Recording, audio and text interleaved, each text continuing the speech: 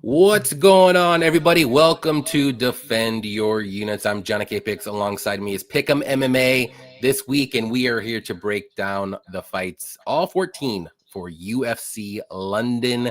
How's it going, Pick'em? Are you looking forward to I'm this? doing just fine, bro. I'm just excited for this card. To be honest with you, we got a PFL card this week, which not a lot of people are going to tune into probably, but it's going to be a fun weekend for MMA.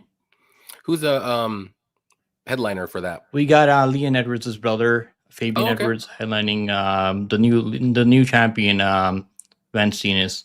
Okay, that might be. Is that Friday or Saturday? Friday, I think it's Friday. Yeah. Okay, I'll check that out. Friday, yeah. You know, Friday night I'm not doing too much, so unless I'm out, but yeah, I mean, I probably wouldn't watch if it was Saturday, but yeah.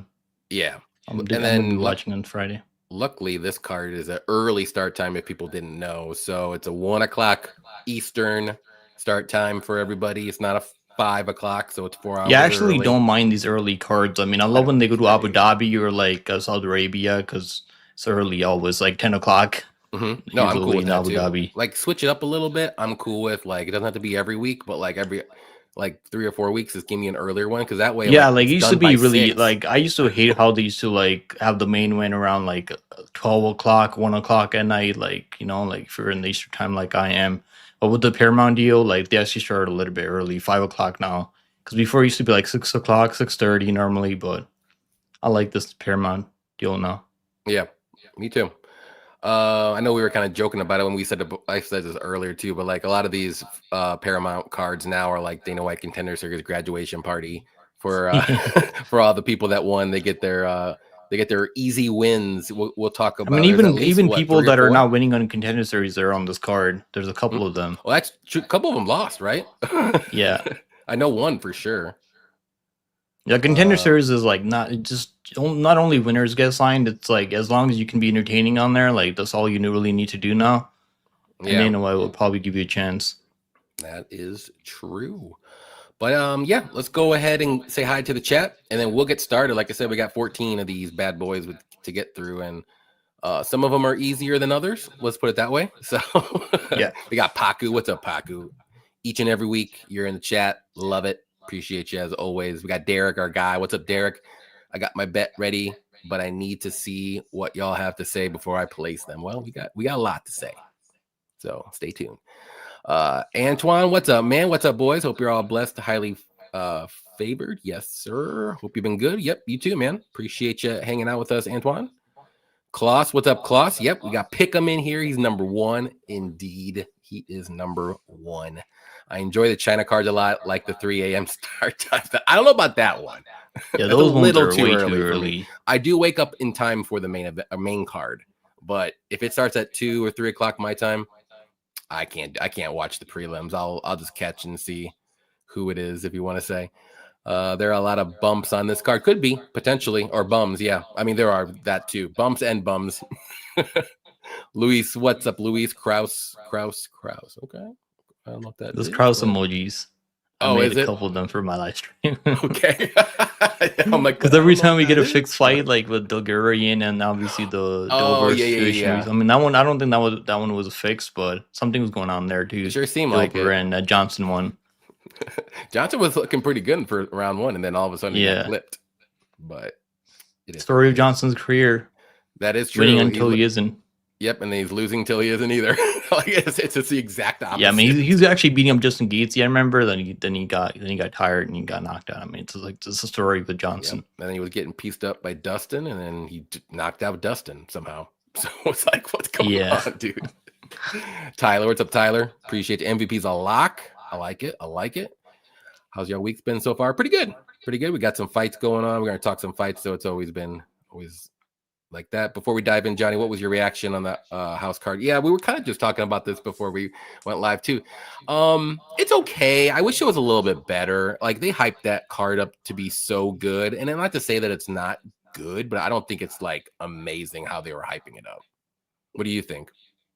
I think it's all right, man. I mean, I would have liked to see either Islam versus Dupourier, obviously, or the like I was talking to you earlier, but the Sarukian and Dupourier matchup, but.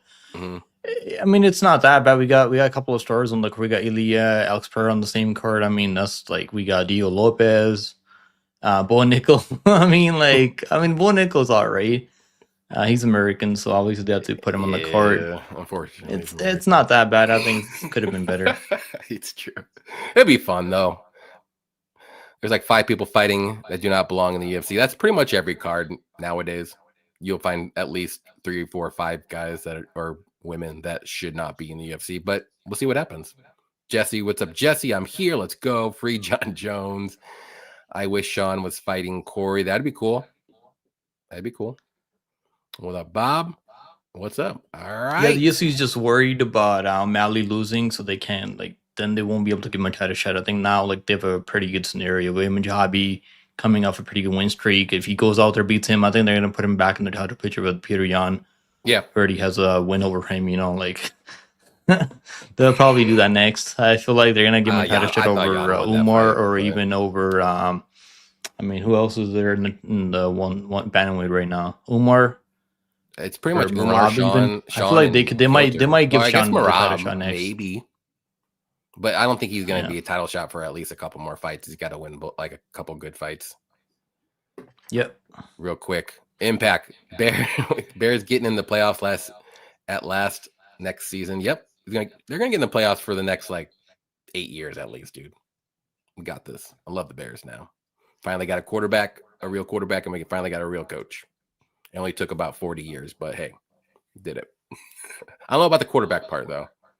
The coach part. Yeah, I don't really watch football. I'm a complete casual. I watch NBA. There you go. I don't watch a lot of NBA, so you got. I bet NBA, MMA, basically. I've tried betting on. I was actually gonna bet the Chiefs over the Eagles. I mean, thank God I didn't do that because they lost pretty terribly. Yeah. What up, NBA, MMA, dual stream? Yeah, we got dual stream now. This is what StreamYard does. We can stream on both of our channels, so it's kind of cool. Yeah, I love StreamYard, man. So much easier. Oh yeah, StreamYard's been improving, even though it's freaking expensive. I don't know if you pay for it. Yeah, yeah. The 1080p streaming is expensive. I was like, wow, okay, but hopefully my YouTube money can at least pay for the year. At least that's all I want. All right, here we go. Let's go with the first fight here. We got Melissa Mullins versus Luana Carolina. Who do you like in the spot? I would probably go Melissa Mullins if I knew she was going to go out there shoot takedowns from the bell. But from what we've seen, she doesn't really do that. She just refuses to go out there shoot takedowns, which is her primary game. And knowing that, knowing she's been hurt multiple times and almost every single fight she's getting fucking dropped or getting hurt bad and she's been knocked out. In the UFC too, she's gassed out before. And we've seen everything from Melissa Mullins. Obviously, she's fighting at home. The lines are closed probably for a reason, because if this fight turns into a really close fight, they'll probably give it to Melissa Mullins. But I'm just gonna predict this fight based on what I've seen from both of these women. And I think Carolina has okay enough takedown defense. First, he can make Mullins stand up with her for the majority of this fight, and I think Carolina will be winning the striking exchanges. I can say that confidently. Melissa Mullins' striking is terrible. Striking defense doesn't exist. Cardio, I don't know. I think Carolina has better cardio. She's got better experience in the UFC. Could be a greasy one. I don't know if you guys want to go throw your money down in this fight. I'm not even sure about the over, because Mullins might go out there, get a takedown, get really tired, get finished late. Who knows? Yeah, just a really weird fight to bet on. But I think Carolina is going to be my pick. Okay, let me see. I just want to check the odds. So the under 2.5 and maybe fight doesn't go might be so it's plus 220 for under 2.5. If you think there could, I think Mullins has the ability to finish the fight on the mat. She's got pretty vicious ground and pound, but I think Carolina's tough. She's shown how tough she is in that last fight against a much better, more consistent grappler. Yeah, I'm with you too. I'm going to go with Carolina here. I'm still deciding how confident I am. I just don't really trust Mullins to, like you said, to do what she needs to do to win this fight, which is definitely get this fight to the mat. Yeah, her last fight was such a red flag, because the UFC basically gave her a freebie there. Yeah, she already had a win over before, outside the UFC, and she just refused to wrestle until she was hurt bad. Yep. I mean, that's like, what are you And doing? Daria Like, has no ground game at all. And for yeah. whatever reason, she didn't either didn't shoot takedowns as she should have, or she just couldn't get her down Yeah, like quick enough. even in that fight outside the UFC with Darius Lesniak, he was getting hurt bad. Mm-hmm. Almost got finished on the feed, and she just she finally wrestled like at the end of the first round, and she got a finish. Like, why not do that right from the bell? Yeah. In the rematch, like Darius never really even worked on her ground game at all, and it was such an easy fight for her, and she just made it really tough. Yeah, and then like you said too, like Carolina's gonna have the better striking by far. She stays at range pretty well. Her striking, not striking. I'm sorry. Her takedown defense is getting a little better. She might maybe she might get out muscled by Mullins maybe early on, but Mullins kind of like slows down a little bit. And I think after the first round, anyways, like their strength will kind of be on par a little bit, and just Mullins gets a little bit sloppier as the fight goes on with her technique. I think this fight goes a distance. It's going to be a split decision either way. Like, I don't think Carolina's going to win a 29-29 minutes decision. It's going to be close. Yeah, I think Carolina could win a 29-28 decision without being split, though. Maybe Mullins does good early in round one, it just doesn't get a finish, but then after round two she gets a little tired, she can't get those takedowns anymore, gets a little sloppier, and then Carolina just keeps on the feet and just pieces her up. The issue with Carolina is even when she's like looking good, she still gets taken on. It's like it's hard to trust her sometimes, but I got to go with her. Better youth experience, like better cardio, better striker. Yeah. But yeah, just I'm with you too. Fight that I'm not really crazy about. I just don't know how confident I am. Like if I'm like a low confidence or like I'm bordering medium to low confidence on this one. But I would probably say like 70%. I mean, 65% for me. Okay. Carolina side. Yeah, I was gonna say like that's up 6 or 7 times Carolina wins. I'm deciding which is which. Yeah. It's better than the odds. I mean, the confidence that I have there, like it should be a bet, but I want to see the wins. Like Mullins might miss weight again. That could help her get takedowns. I mean, if she's misses weight for this fight, she's done that a couple of times already in the UFC. So I think this fight should the wins are really important for this matchup. True. Yeah, let's see what everyone else says. We got DK making plays. What's up, man? What's up, Pick'em? What's up, chat? Appreciate you hanging out with us. What's up, James? Good luck this weekend to you as well. You too with Amy. Chat, does Mullins hold Pick'em down? Nah, hell nah, bro. I ain't no girl holding me down. I'm the only fucking one holding these girls down. No one. Hank, I'll keep talking, guys. I'm almost finished. Wow, okay. That's crazy. Johnny really just said 6'7". Yep, 6'7". That's what we do. That's what we do. Next one's gonna be fun. Chanel Dyer versus Ravina Oliveira.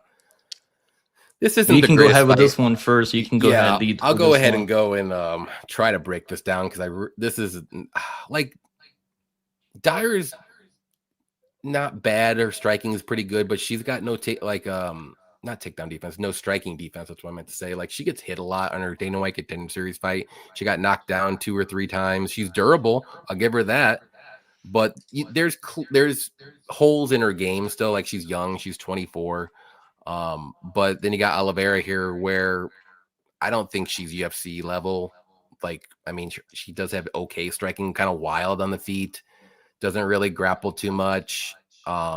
She gets hit a lot too. Like, I think the line's wide. I will say that, but I'm not betting this fight at minus 485 for Dyer. I am picking her to win, but I'm not confident. Like, I'm only picking Dyer because I do think if she lands more, like it'll be more impactful. I don't think Oliveira is going to knock out Dyer. Who did Dyer fight in Dana White Contenders? Because she had some power. Carol Fora. I mean, she's got some power for a girl her size.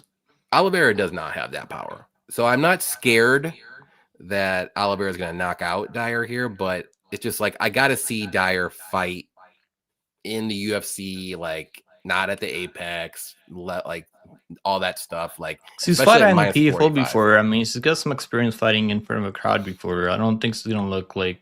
I don't think she's gonna get nervous. Dana White Contender Series fight scared me. I will say that. Yeah, I mean, she was getting dropped over and over, but like she showed how tough she is. She's not gonna stop marching forward, throwing strikes. I mean, I don't think Oliveira is like built like that. No. That's why I'm still gonna pick with Dyer. I'm just not confident. Like this is a low confident pick. I'm not betting this fight. The line's too wide for me. What do you think? Same I think thing, she's or gonna win. I mean, the line was anywhere under -200. I honestly would bet her if here it was -200, because I she's would bet much it. more Yeah. skilled. I mean, like better cardio. Like she's fighting at home, obviously. Like, and I just don't think Oliveira has the gas tank to like push a crazy grappling pace on her or like strike her or like drop her. Even I don't think Oliveira has power like that. Um, I think Dyer is gonna look good out there. This is a good matchup for her. I really do. But the line is obviously -450. How can you better for how she's looked in the past? Even in PF over Scatizzi, she had a really close fight. Actually better in Parla there, so I wasn't expecting that fight to be that close.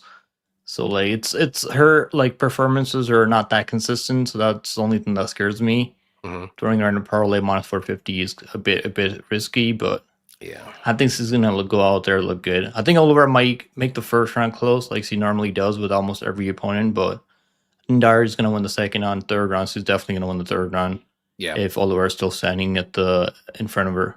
That is very true. I like that. Let's see. Dyers was like -400 for her Dana White Katana Series fight and lost. Yeah, I remember. Honestly, her kickboxing is good, man. She's got power on the feet. She's gotten some crazy head kicks before. Like she's not bad. I think if Oliver gets really tired, but I think Oliver is tough. I mean, I don't think Dyer is gonna submit her. So maybe Mm-mm. he does go all 3 rounds, but I think Dyer round 3 is probably live though, like round 3 Yeah, KO. like yeah, I can see that. Derek likes Dyer as one of his top picks. I think we will see some big improvements, maybe a finish. Yeah, okay. Like I said, I will watch this fight for the next one. I want to see how she is in her UFC debut, like at home, big crowds going crazy. So we'll see. Dyer's decision is the play. I don't mind that at all. Let's see. I have confidence Dyer has improved. She seems hungry as well. All right. She was on PFL Europe, right? Was that Yeah, what the she was one? on that card a couple of Okay. times. Okay. All right. Next one. We got Shamrock versus Al Sawadi. Who do you like in this one? So I'm like kind of a Shamrock hater. I don't know what people see in this guy. Like I watched his career in regional, like in the Octagon before, and he doesn't show me anything. I mean, he's got some okay slick opportunities jiu-jitsu. That's the only thing I'd probably give him. But he's not the better striker in this matchup. He's not the better wrestler in this matchup. Like doesn't have the best cardio either. I mean, like he's young. I mean, he's not the one coming back after a layoff. So like there's things that are like helping him in this matchup over also Wadi's coming back after a layoff, some 2 injuries. years, yeah.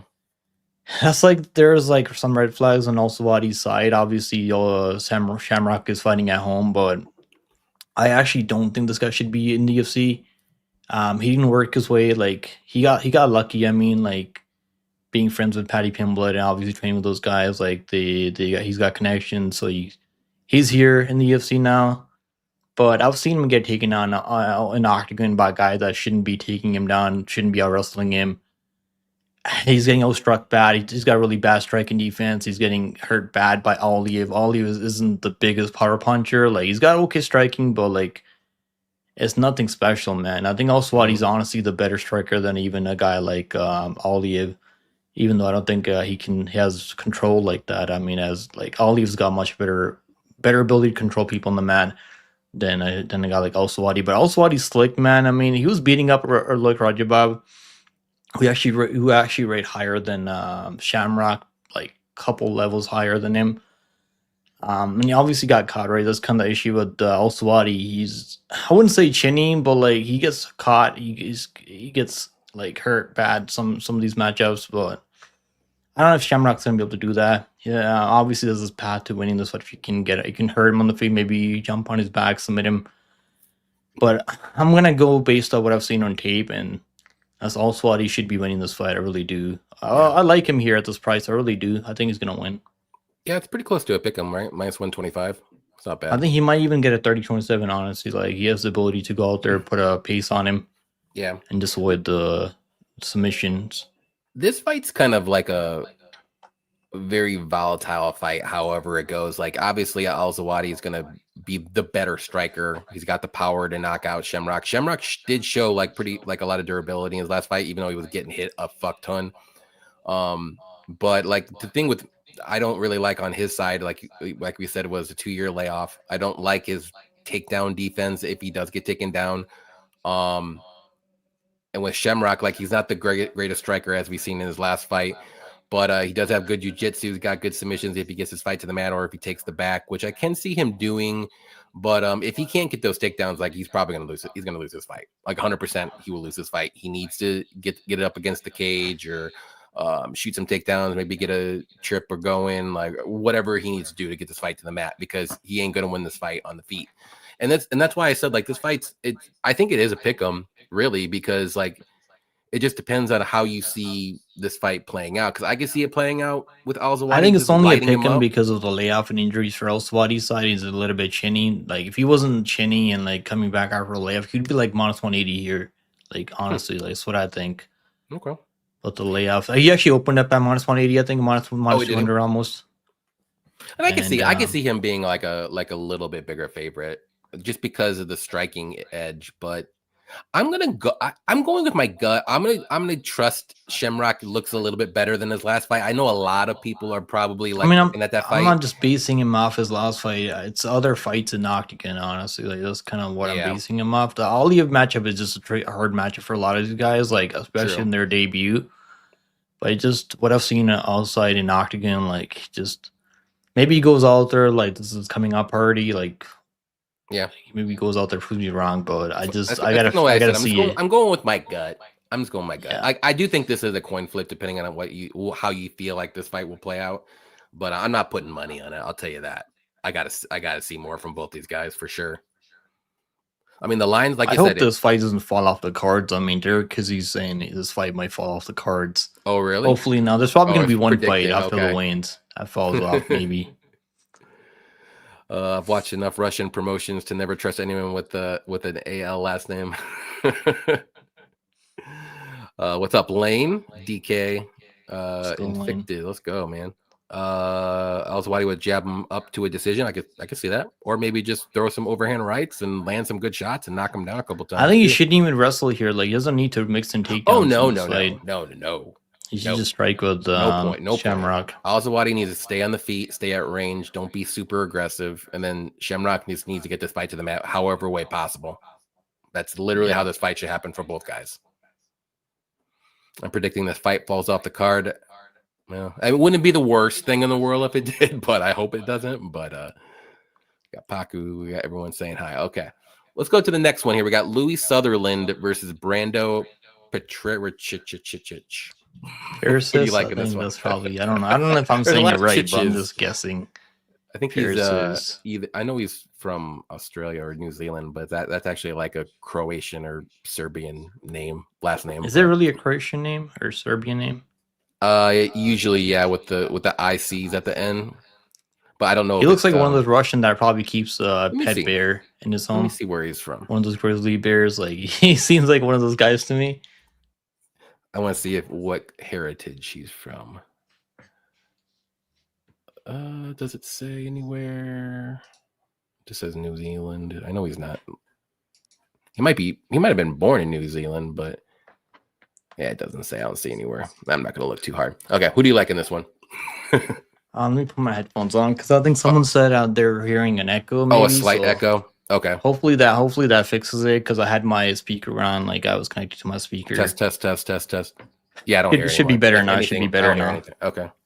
Yeah. So in this matchup, man, like what matchup are we on again? Okay, we're in the Sutherland. Brando and Louis Sutherland. Yeah. So like Sutherland's okay enough wrestler, but like he just hasn't been looking the same since he came into UFC because physically, like, he looks a lot different. Like he's not on the juice anymore. Clearly, like. Doesn't look the same anymore to me. He's pretty tough. I mean, he's never been knocked out, right? He's been out wrestled before outside the UFC. Like he's been out grappled a couple of times by Babley, who's okay enough people fighter. Another guy that wrestled him with Trabelski, who also is a primary wrestler.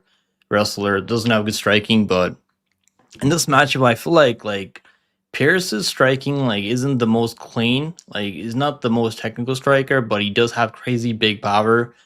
And he's going to be physically, like, he's going to be a lot bigger than Sutherland. Like, he's going to be huge. He's going to tower over him. And Sutherland's going to have to get those takedowns, I think, because if they just start slugging on the feet, I kind of trust Pierce's chin a little bit more. And I think his takedown defense is actually pretty decent, right? He fought a guy on his debut in the UFC he was trying to get him down. Like he showed really good balance there. So I do think he can defend the takedowns, and like on the feet, I do favor him being the bigger guy out there, like just having more power. And if he ends up on top of Sutherland, Sutherland might try to take him down. He might end up on his back. Like we've seen that with a couple of people. Like when they're really chasing those takedowns, they like fall to their back. I think that could be the worst case scenario for Sutherland. Like he's gonna be eating some nasty ground and pound by Parasis, who hits insanely hard, and that's kind of what I'm predicting here. I think Sutherland's gonna be. He's gonna get frustrated on the feet and he's gonna go for takedowns. And I think Paris is gonna be. He's gonna put him out on the mat with some nasty vicious ground and pound. That's kind of how I see this one playing on. Okay, yeah, I feel the same way. I feel the same way actually. Like I don't know if I want to like throw Brando in anything like a parlay, maybe like a crazy one, but like nothing like major. He's only got about he's got 6 fights on his pro MMA career. I know he's got some kickboxing background and stuff like that, but I mean Sutherland, I don't think he's amazing, but he's not terrible either. Like he's a little bit explosive on the feet, got some decent leg kicks, and he can use some wrestling, but it's nothing like crazy good. Hittable on the feet. And then just Brando's gonna be bigger. I think he's gonna stay at range a little bit better. He's got good kicks too, good power, like you said. So if it is gonna be a slugfest, I'm gonna choose Brando for sure. And Louis is gonna have to get some takedowns, I think, in this fight. If he doesn't, I think it's gonna be a long or short night, depending on if he can get the KO or not. So, but again, like I said, Brando only has 6 fights in his pro MMA career. 4 of those have been by first round KO. Not against the greatest competition. I mean, two of them were against 0-0 people making their debuts, and one his debut was against a 2-0 guy. He's really fought like one guy that's fought over 6 fights. So. Yeah, I do agree with you that Sutherland's definitely faced the better competition overall. Like he's taken a couple of losses, so he's definitely gone through the harder strength of schedule. Like. Yeah. But I don't know. I just got this feeling that Paris is a pretty legit heavyweight. I mean, he's not like one of these blobs, right? Like he's actually comes in really good shape. He's 6'5". I mean, he's massive. Yeah, he's got big power. Yeah, he's not like a big boy, like a Tai Tuivasa. He's yeah. I mean, Tai Tuivasa's actually got a fight now. I think again. I forgot who's fighting. Gosh, does he? Yeah, they just I think they actually give him a winnable. He's ranked number 15 somehow after losing 6 in a row. So I mean, that just tells you how shit the heavyweight really division is right. Yeah, let's get. And they actually they also just made Pavlovich versus Tellez and Shira, which is crazy. Really? Yeah. Jeez, like, dude. Yeah. Pavlovich gonna destroy. Hopefully, Pavlovich goes back to his ways, man, because he's just not been exciting recently. Like, I want to see him go out there look at himself. Teixeira early on could starch him. But I don't think he will. Just the length and the height, like that might get to Pavlovich super like early, I would pick Tellison if he fought like Volkov, but he doesn't really use his reach and height like Volkov. Yeah, but yeah, I'm gonna go with Brando. I think he does find that KO in the first or second round. I don't think either way. I don't think this fight is gonna go to the 3rd round. However, whoever wins is it. But I'm gonna go with Brando though. I don't think Sutherland's going to get those takedowns like we think he needs to do to win this fight. Let's see. What's Shamrock going to do on the mat? I mean, he's going to have to grapple and try to get submissions. That's his game because he can't. That's about it. What up, Dirty Reg? How do y'all feel about is that AI being or Al-Swati? Al-Swati being out of the cage for 2 years, and do y'all know what kept him out? Did you say it was injuries? Yeah, I think it was some injuries because he had a fight booked like last year. It was canceled. Okay. Let me see. Let me just make sure because I do remember he had a fight coming up like last year. I mean, but he pulled out of that matchup. It's never a good thing to be out for 2 years. Okay, yeah, he's had a couple of cancellations. He's supposed to fight Ram back in 2024, then Jordan Levitt in 2025 early, then Balazioki, and then Mateus Camille. Like he's had 4 cancellations. Ooh. So it's kind of bad. I mean, it has to be injuries. Yeah, it's got to be. Like you don't cancel 4 times, like in 2 years. Like maybe once, you know what I mean? But like or twice tops. He's had a couple of cancellations. Yeah, I mean, it's not the best look, but it's not the worst either. Like I've seen people come out of 2 years and they look way better than I saw them on tape, and then also you'll go in there and see people look like crap. So I don't know what we're gonna get. It's just the unknown for me that I just hate when people have like over like 2 years or more, especially. Yeah, I think that's why the lines are close now. That's why people are betting on It could be Shamrock because of that. Like I said, Shamrock looked like crap in his last fight, but it is what it is. He just couldn't take down Aliev. We can go over that, but I think he could get. That's the difference between this fight and then Aliev fight. I never in a million years would have thought he would take down Aliev, and he didn't. And I think he can actually take down Al-Zawadi somehow, some way. That's why I picked him with my gut. That's it. Maybe, What's up, Greasy maybe Matt? take him down. He's gonna need to. Bosnian or Serbian, yeah, one of those over there in the Balkans for sure. Pericic, he's a family friend of mine. We grew up in South Australia. Nice, that's awesome. Yeah, man. He's Paku's boy. Like Paku's high on him in his debut. All right, well, I'm gonna trust Paku. Paku knows his stuff. I got 2 max. What's crazy? You know what's crazy on that Pericic guy? Like he's every time he's opening up as a 2-1 underdog, and the money's been coming like crazy on this. Like even his debut, like he was underdog when he opened up. Yeah, he was like a plus 160, 70 underdog, I think, or like north of plus 200. Like the lines flipped completely. Even this fight right here too, he was underdog in this fight too. Like opening odds were. BetOnline opened the line as an underdog. I never get those open odds. I'll tell you that. Yeah, it's you got to be like super fast. You got to be really quick. I think with those, like it's hard. You got to be like right. You got to hit it right as they open the lines because the lines move so fast. What up, Justin? BJ Penn's son is on stream. Is he? We'll see. What up, Sicky? It's been a while, man. For sure. What's up, man? Hopefully, BJ Penn's all right, man. I feel for BJ Penn right now. He's going through some crazy stuff. Yeah. He's been a little crazy last couple years for sure. Yeah, what's up, Sicky? Appreciate you hanging out with. Haven't talked to you in a long time, man. I've seen you on Twitter every now and then, but not as much as you used to be. You should get him on. You should get Sicky on. Sicky, you still doing MMA? I'll get you on maybe if you're still doing it for sure. The echo sounded like Garrett retirement speech. That's funny. I'm with you on the Brando Izzy. That guy's very violent. Let's see. Tuivasa versus Onama. Is that what it is? He's just trolling. Yeah, Brundage is fighting Petrosky already, dude. Brundage, he has the UFC like blackmailed. Brundage might be one of like the better first round fighters because he's been looking good early. Like then he just like honestly, he should have won that. He should have won that fight last time. I actually gave him I actually scored it for him over what was the last guy that he fought? Johnson. Dude, that fight was trash. I swear they had both of them had bets. The fight goes the distance. Yeah, I swear to God. When you have a front choke and sprawled out for 3.5 minutes, you know they have a bet. You know it. Nobody does that for 3.5 minutes in the second round. With not even trying to latch one up of the guillotine. Fights. One of the best fights ever. I'm sorry. There's no way, dude. I'll take that to the grave. If you're ranked 9th and you lose to the next 6 guys behind you in the rankings, 15th makes sense. I mean, if you look at it that way, yeah, but I don't think he was losing to the next 6 guys behind him. That's the problem. What's up? Let's go, fellas. Thanks for all the hard work. Appreciate you hanging out with us. Let's see, what's up, TM? The MVP and Evloev parlay money is free. I like that. I like it. Let's see. We'll make a parlay at the end for the people. Oh, for sure. We'll make a parlay. Yeah, we'll do like an easy parlay that's like plus 100 or so, and then we'll do like a fun one that's like plus 1,000, just some crazy stuff. So stick around. We'll do that at the end after. I'll give if anyone's betting NBA right now, like bet on Josh Giddey, 10 rebounds, 10 assists, parlay those together, and you got yourself some free money. Why don't you just do a triple double if you're gonna do that? No, it's better payout if you do you combine them together. Because it's like plus 170. Just 10 rebounds and 10 assists. That's it. Yeah.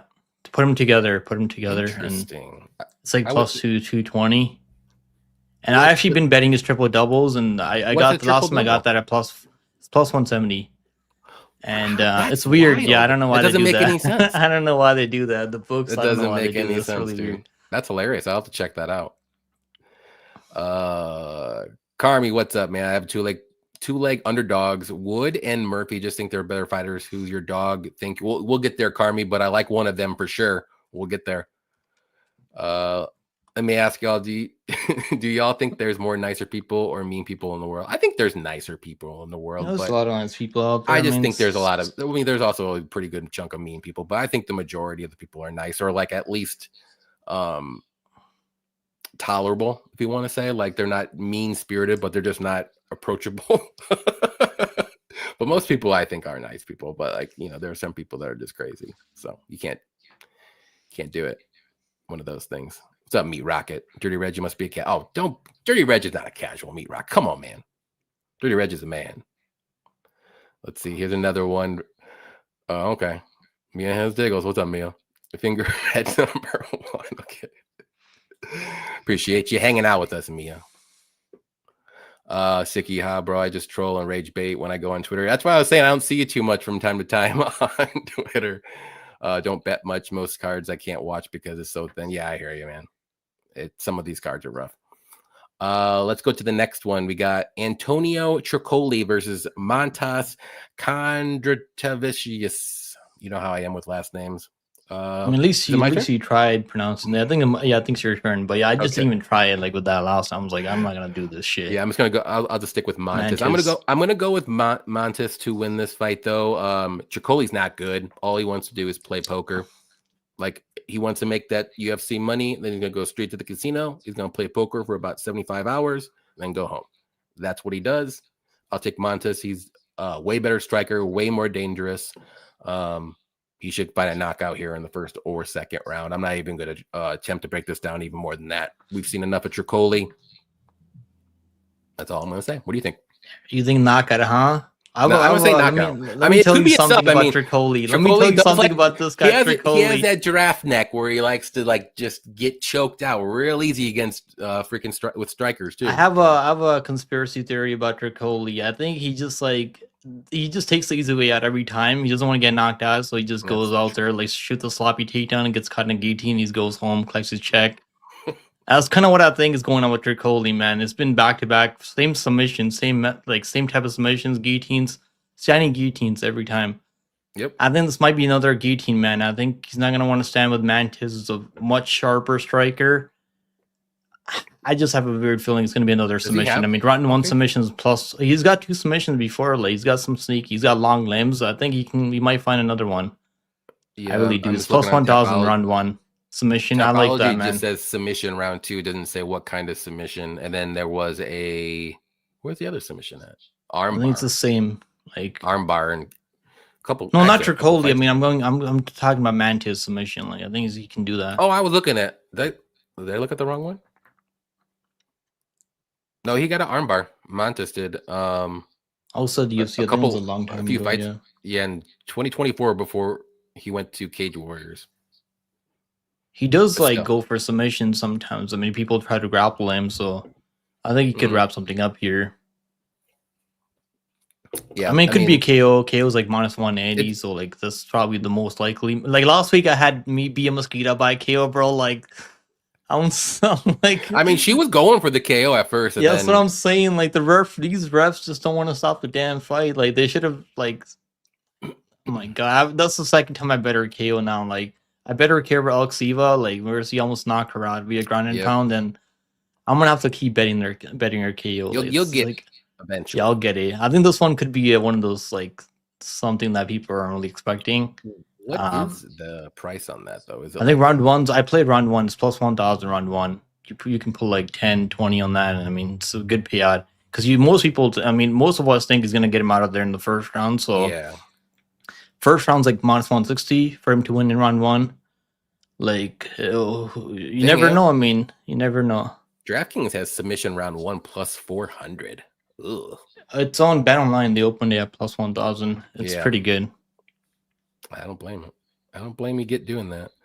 We got Derek. I just did the Giddy plus 10 or 10-10. AJ McKee. I like the McKee money line, man. I think he's gonna win in PFL. I didn't do a breakdown for PFL, but I do like him too.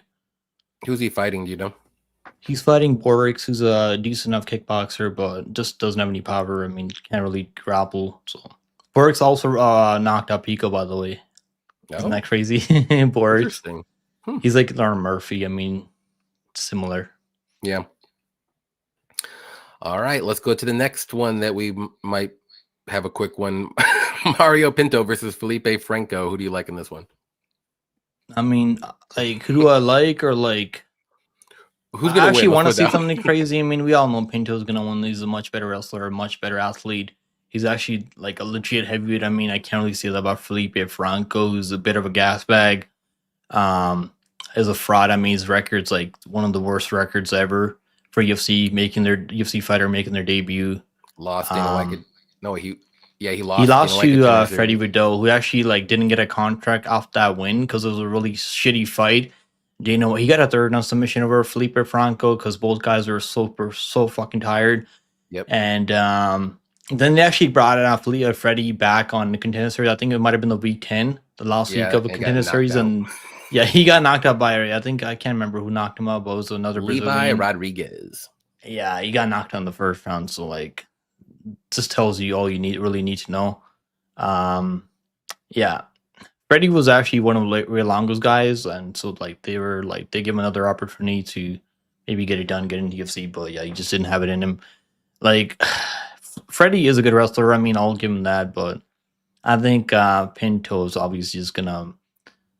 I think he can just knock him out in the first round. He can take him down, submit him. I mean, he can just win this shit any way he wants. I mean, I can't really bet on this because there's really nothing like betting wise you can even like make money on. I mean, unless you just want to play the ITD, it's like, what's the ITD? Oh, I didn't even look at the probably props. like minus 300, or I'd assume minus. Yeah, I don't think this guy's even gonna go into the second round.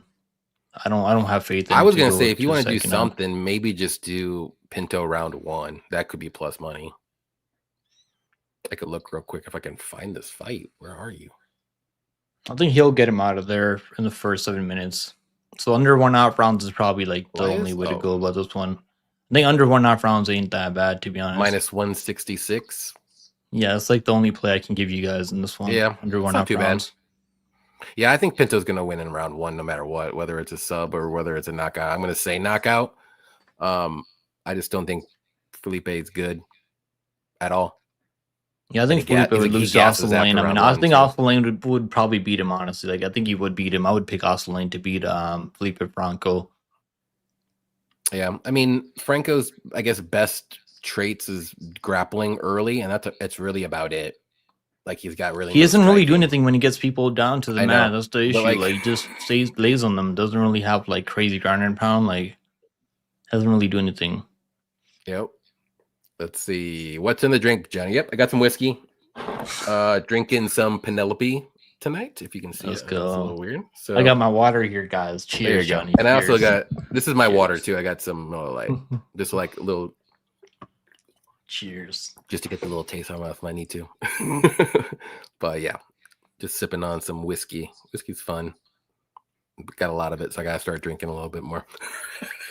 Yeah, whenever I do drink, like I normally go to whiskey. Like you don't really get a hangover after like. Normally if I drink vodka, I get a really bad hangover. So okay. Yeah, usually like if for me it's like tequila, but I don't.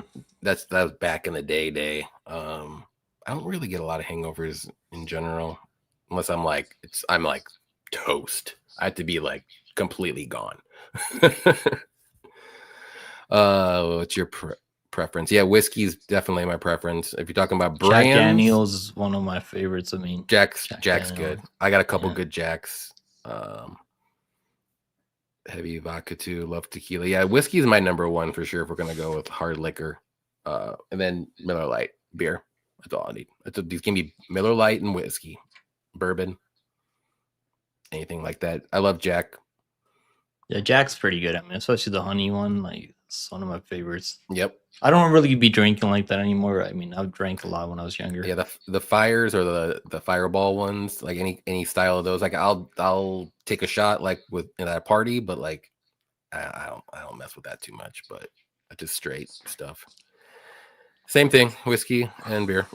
That's what I do. What about twisted? Like, do you be drinking twisted teas, or you still like Bud Light? I can, but I just do Miller Lite.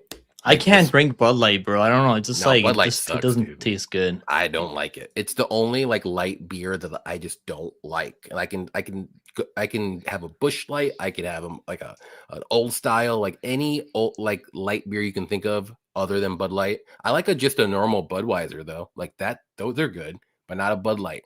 I don't know why. Don't like it. Have you tried a Canadian Molson? Like that's because kind of what people drink here. And then I used to drink a lot of those in high school. Like, is it called Koniki? Is that what it's called?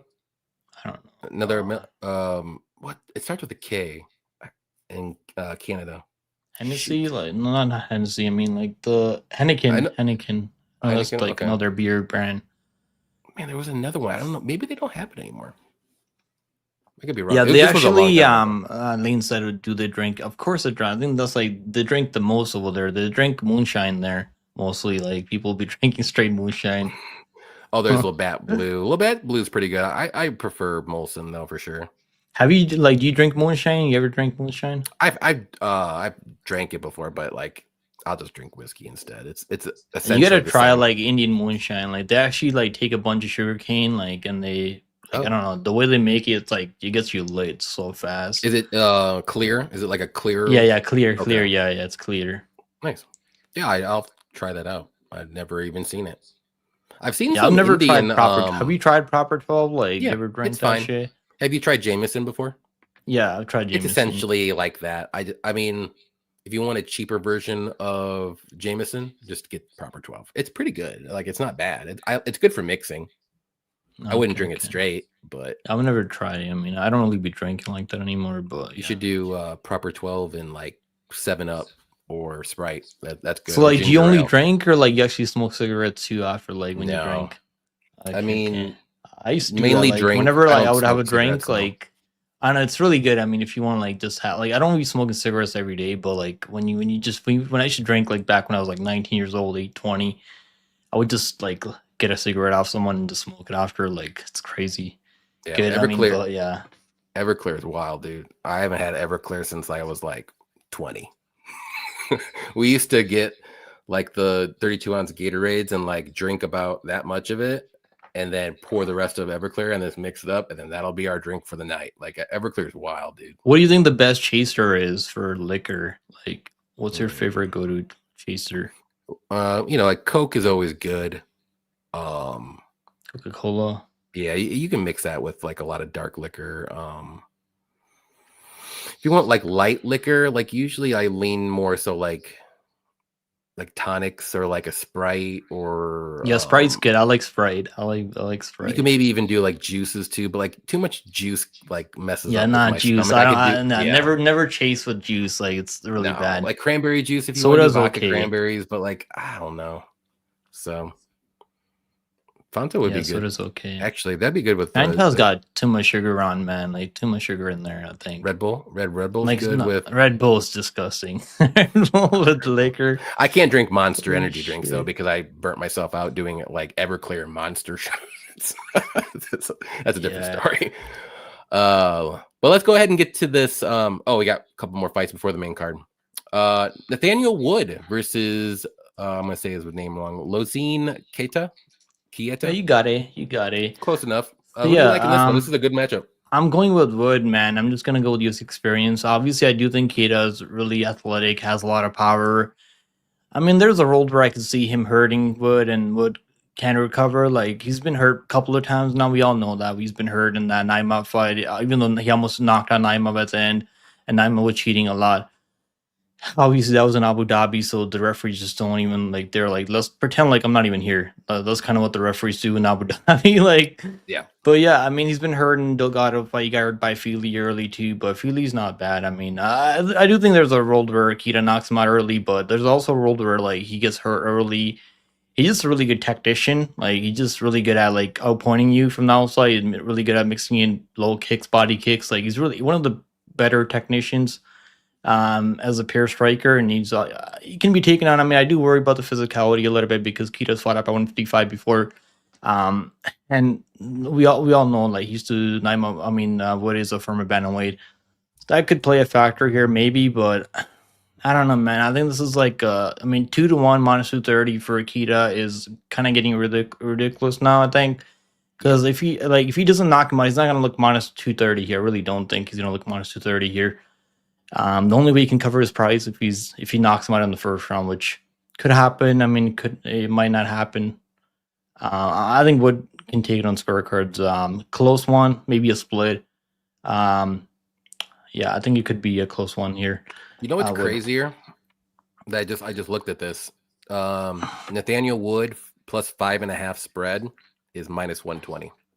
So basically, if you don't think he gets knocked out, I don't want to play it. The only reason, like, I like playing point spreads on guys that are durable. Like, even though I do think Wood's also really durable, like, it's like you're getting money line at plus 200. Like, if he, I feel like if you play the point spread, he might get knocked out. I mean, that's definitely a possibility because Kita hits really hard. He's really explosive, good athlete, but if he doesn't knock him out, I don't think he's gonna win this fight. I just don't see him, like, he doesn't throw enough volume. Like, I've seen him like fight an octagon before where he's fighting a guy who's already injured, can only fight with one arm, and he's not even finishing those people. Like, I mean, I don't know, man. I think Wood has a legit chance here. I really do. Mm-hmm. Kita's not bad. I'm not saying Kita's bad. Like, he could be 17-0. I mean, he's never lost a fight before, other than him getting injured in one of those matchups. I think Wood's he's a good underdog at this price. Yeah, at this price, I'm also on Nathaniel here. Experience, I think he's got good enough wrestling, good enough grappling that he could mix it in here and get Kieta down, especially later in the fight. I'll just be worried about round 1. That's literally the only fight, or not the only fight. I'm sorry, the round that I would be the most worried about, because Lacine is dangerous as hell, especially early, and we've seen Wood get dropped multiple times, but he gets right back up and he survives, and then he can grapple, so that's always a good thing too if he needs to. And then as the fight goes on, I just feel like Wood gets stronger. He's got good cardio, and I think, like, I like that 5.5 spread on him. Like, what is it at? Like, what's the price on it? Minus 120. So basically he needs to win. If it goes to decision or he wins by knockout or whatever, he needs to win one judge's scorecard, or like one judge's scorecard. I think. Wait, no, you could do that. 2. I'm sorry. Wait, 5. Because I think, like, if you play the plus 8.5, then he needs to win like one run every judge's scorecard. Yes, right? That's how that works. Only plus 8.5. I think that's second guessing myself now. Yeah, these are like, I know, like, I play normally. I like playing like these plus 8.5 spreads on people that I know are gonna slow down later, like on underdogs. But yeah. I'm okay. That was right the first time. He needs to win one. Like, he can lose to 2 30-27s, but he needs a 29-28. That's good. I just played his money line bill plus 180. Like, I got plus 180. He's plus 200 now. Like, the line's getting the other way because at 1.8 was plus 155. So I was like, that's kind of like, I was like, look at the people are seeing what I'm seeing here. Like, then obviously, like, I mean, there's still a lot of hype on Kita. Like, he could be the real deal. He really could be the real deal. But I do think there's flaws in his game. He's not really like the most technical striker ever. Like, he leaves openings. He can be taken out. He can be controlled on the mat a little bit. I think there is like areas where Wood can exploit him in. I just don't know. I just like the plus 200 money line. Like, it's good. I think it's a good bet. No, I like that too for sure. But if you want to be a little safer, like that spread bet, not bad either. But again, like, if this fight's going to decision, how many times do you think Kita wins though? I think he's good. Like, if he wins by decision, it's gonna be him winning off big moments every round. Like, if he's hurting Wood, dropping him, or like just landing the better shots. I mean, that's what worries me because I can see Wood like dominate a round and then just get dropped, and then he'll lose it. Yeah, that's like the only way. Like, I think Kita can win. Wood should win round 3 for sure if it gets that far. Yeah, I don't think. Yeah, he doesn't lose round 3 often. Like, even against Naimov, he won the 3rd round, I think, over Naimov. And Naimov is actually a better wrestler than Kita. And he was obviously grabbing the fence. I mean, yeah, multiple times. Yeah, and the referee just didn't do anything about it.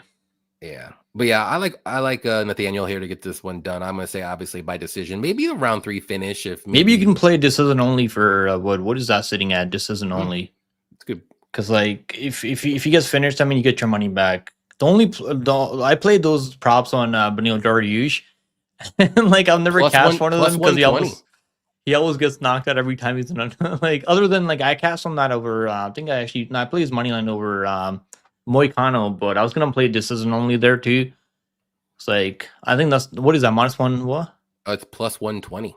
I think that's not bad. I mean, That's not like, bad I at think all. he's got a good chance of winning by decision in this fight. I kind of give him more upside. This fight hits the scorecards more than Kita. I like that play too. Actually, there's a couple plays I like in this one. I like it. I like it. We're both on the same page with Wood, though. I like that. Let's see. We got Saba in here. What's up, Saba? You came at the right time. Our local Belgium person here. Derek likes Kita by KO or Wood by decision, and Saba says send me a PayPal info, and he will refund. Nah, Wood's gonna win. Wood We don't need that. Don't worry, Saba. Or the Wood losses. Yeah, he's a high on Kita, so I get it. Featured prelim though, it's gonna be Mason Jones versus Axel Sola. This should be a fun fight. I was kind of going back and forth on who to pick here, but I'm gonna go with Mason Jones, only because I think he can mix in the wrestling. If on the feet he's starting to get pieced up a little bit, which he does get at times. He shows a lot of damage, but he's super durable.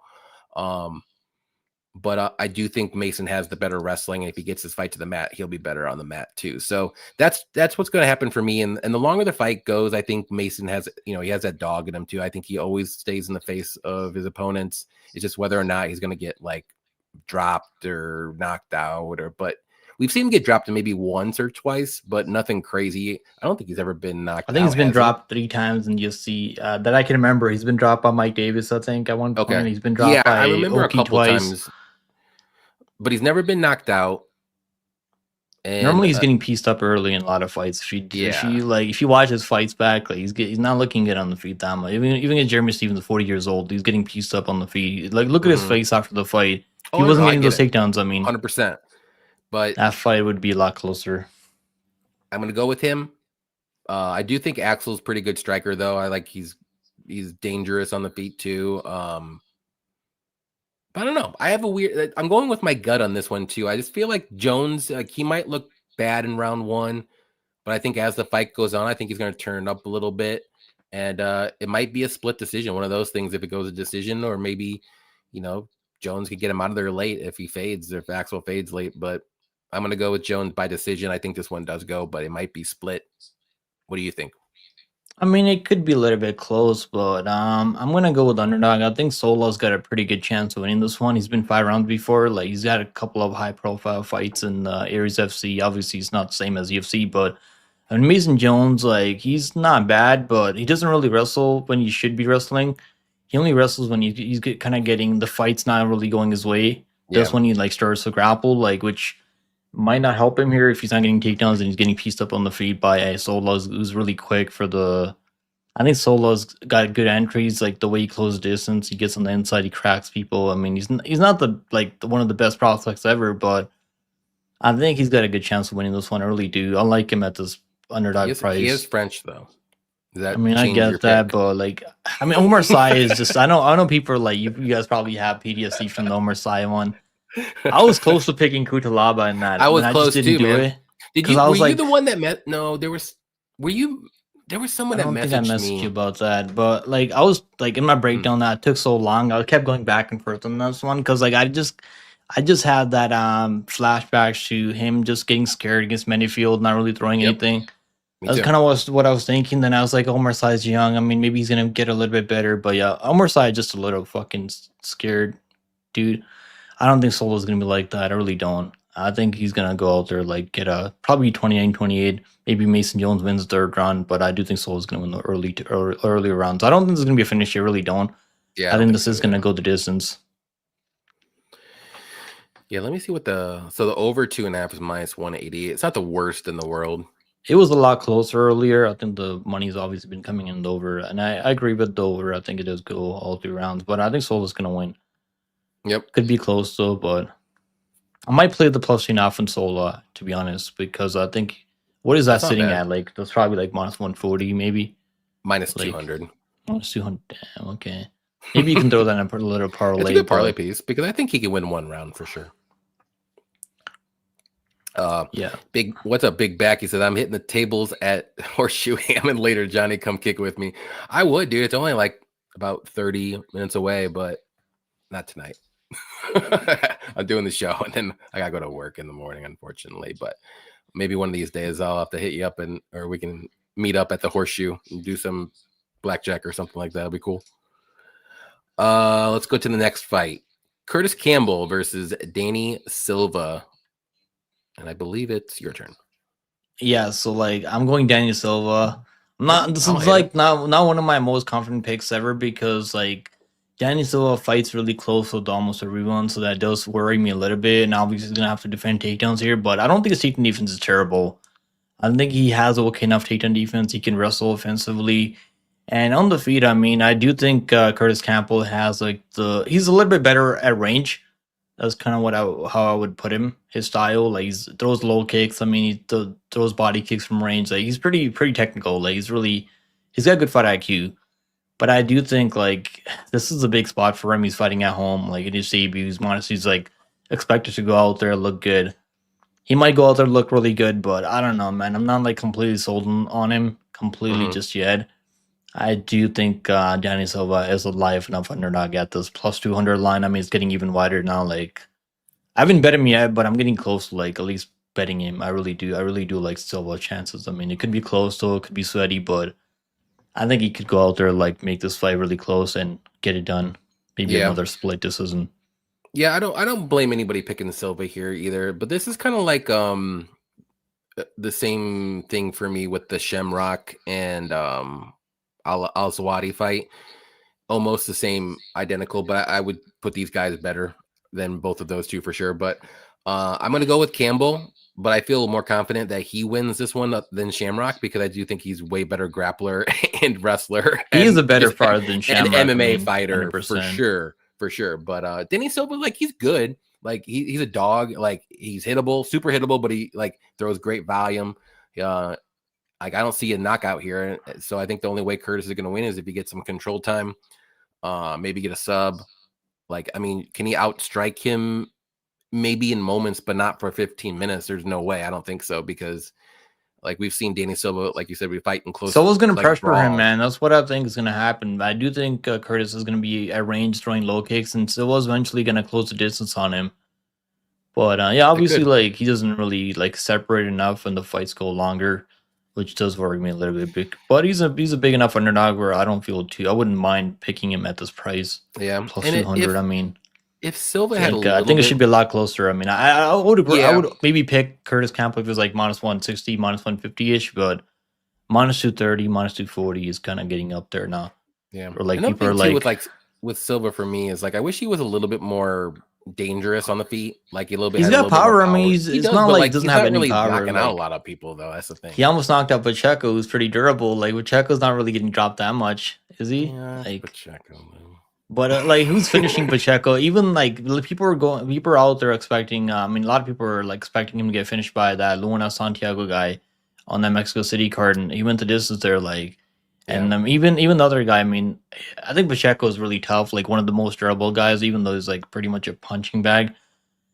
I don't know, man. He almost finished him too, like on Canistry. Lucas Almeida. Lucas Almeida wasn't fighting with one hand in that fight. I mean, he was actually like he had both of his fucking hands there. I know it was a close fight. Like, I mean, but that should have been unanimous 29-20 unanimously. And Lucas Almeida is a long rangey kickboxer. Like he's not really good, but he's not really the worst guys ever. Yeah, that's an interesting fight. Yeah, he might go out there like get takedowns and control him. I mean, we'll see, but I don't know. This is kind of like the Bellato fight for me. Bellato, Luke Fernandez. I think he's gonna have to go prove it to me, man. Fair enough. Kind of what I have a couple of those fights earlier on that we were talking about. I'm like, I gotta see it. I gotta see it first, and then maybe the next time. Yeah, if I get the pick wrong, then it is what it is. Like I'll be like, okay, this guy is legit. He's gonna be a good prospect in the UFC, but I'm gonna feel sick to my stomach if he goes out there as a minus 250 and I pick him in his debut and he just like fumbles the bag. I mean, the UFC is really behind him though. They gave him a custom shorts. Like they really believe in this guy, Curtis Campbell. Which is they call him the Pink Panther. Yeah, which is interesting because they don't have to do that for everybody. You know what I mean?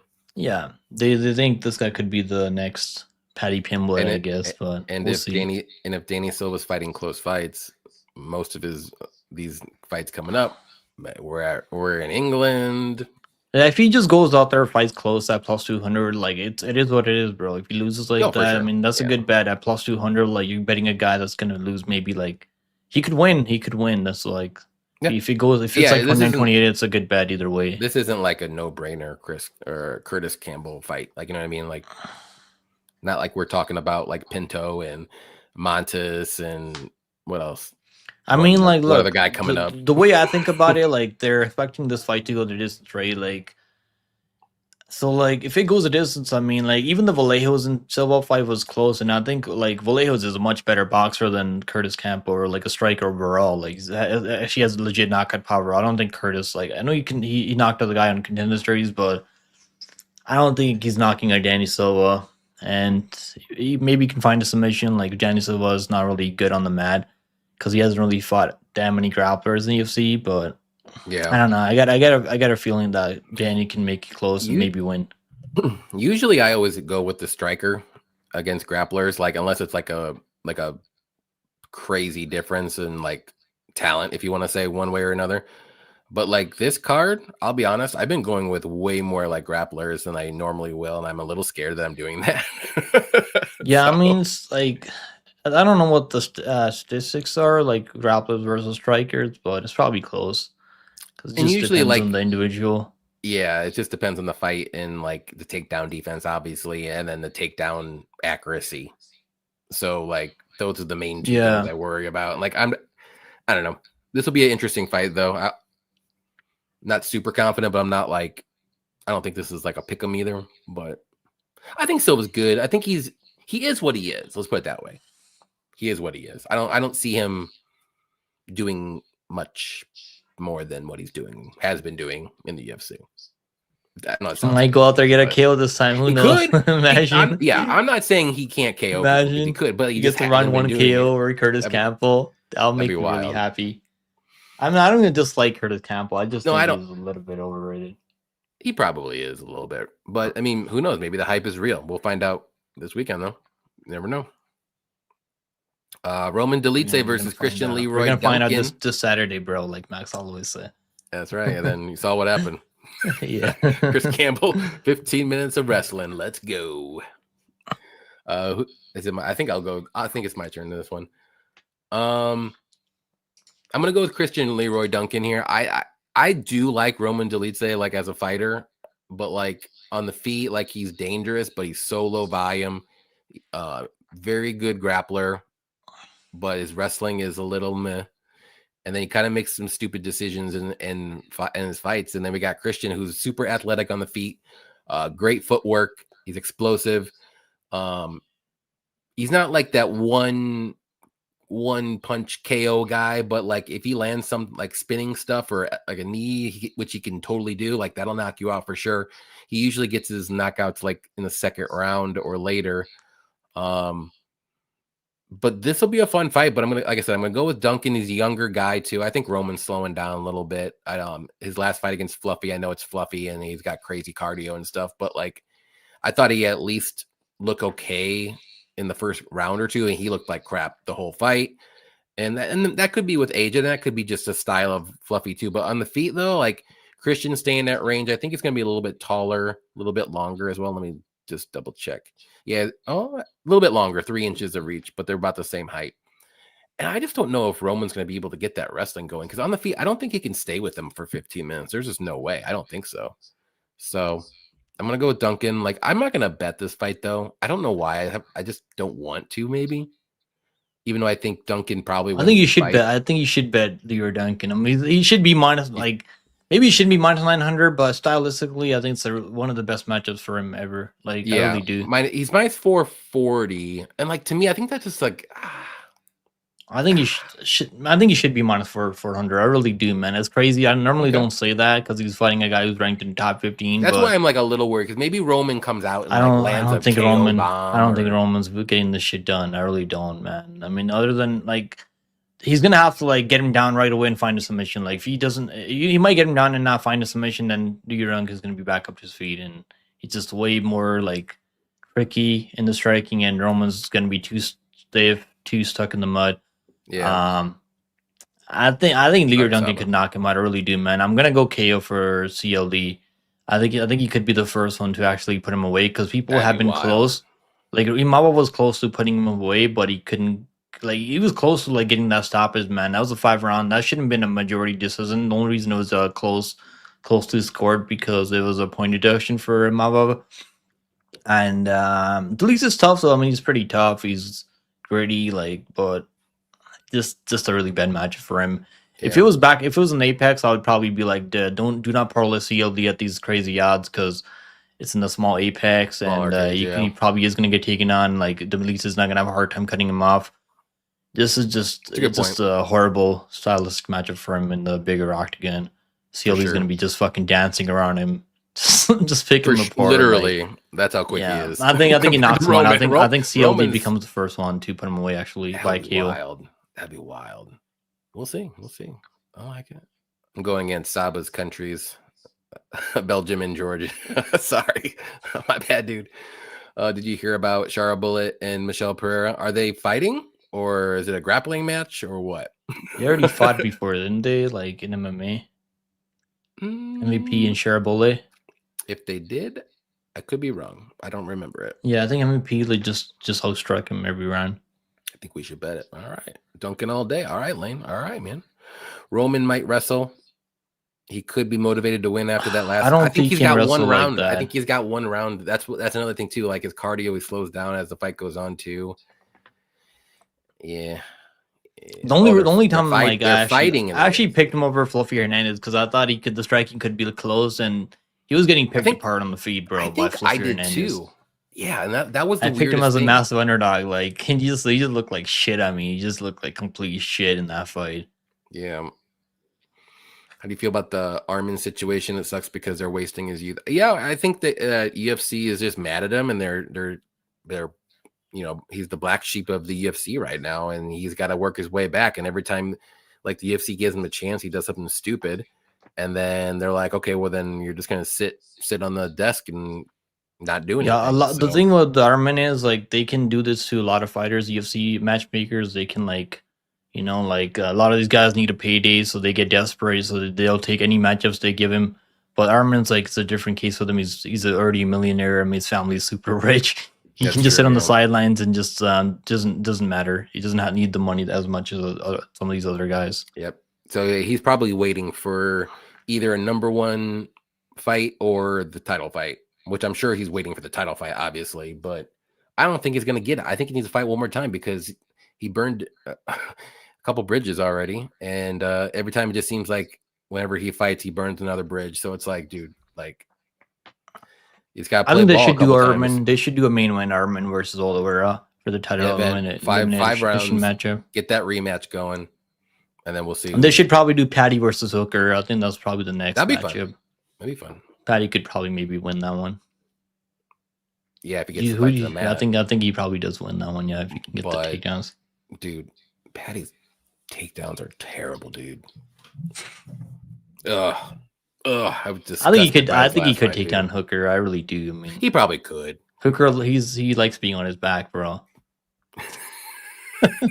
You know what I Whoa, mean? hello. He wants to be there, but he wants to be on his back. I mean, what can we say?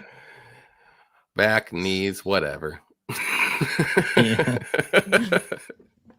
Well, let's go to the next one here. We got Iwu Baranuski versus Austin Lane. We can make this a quick, short, easy breakdown.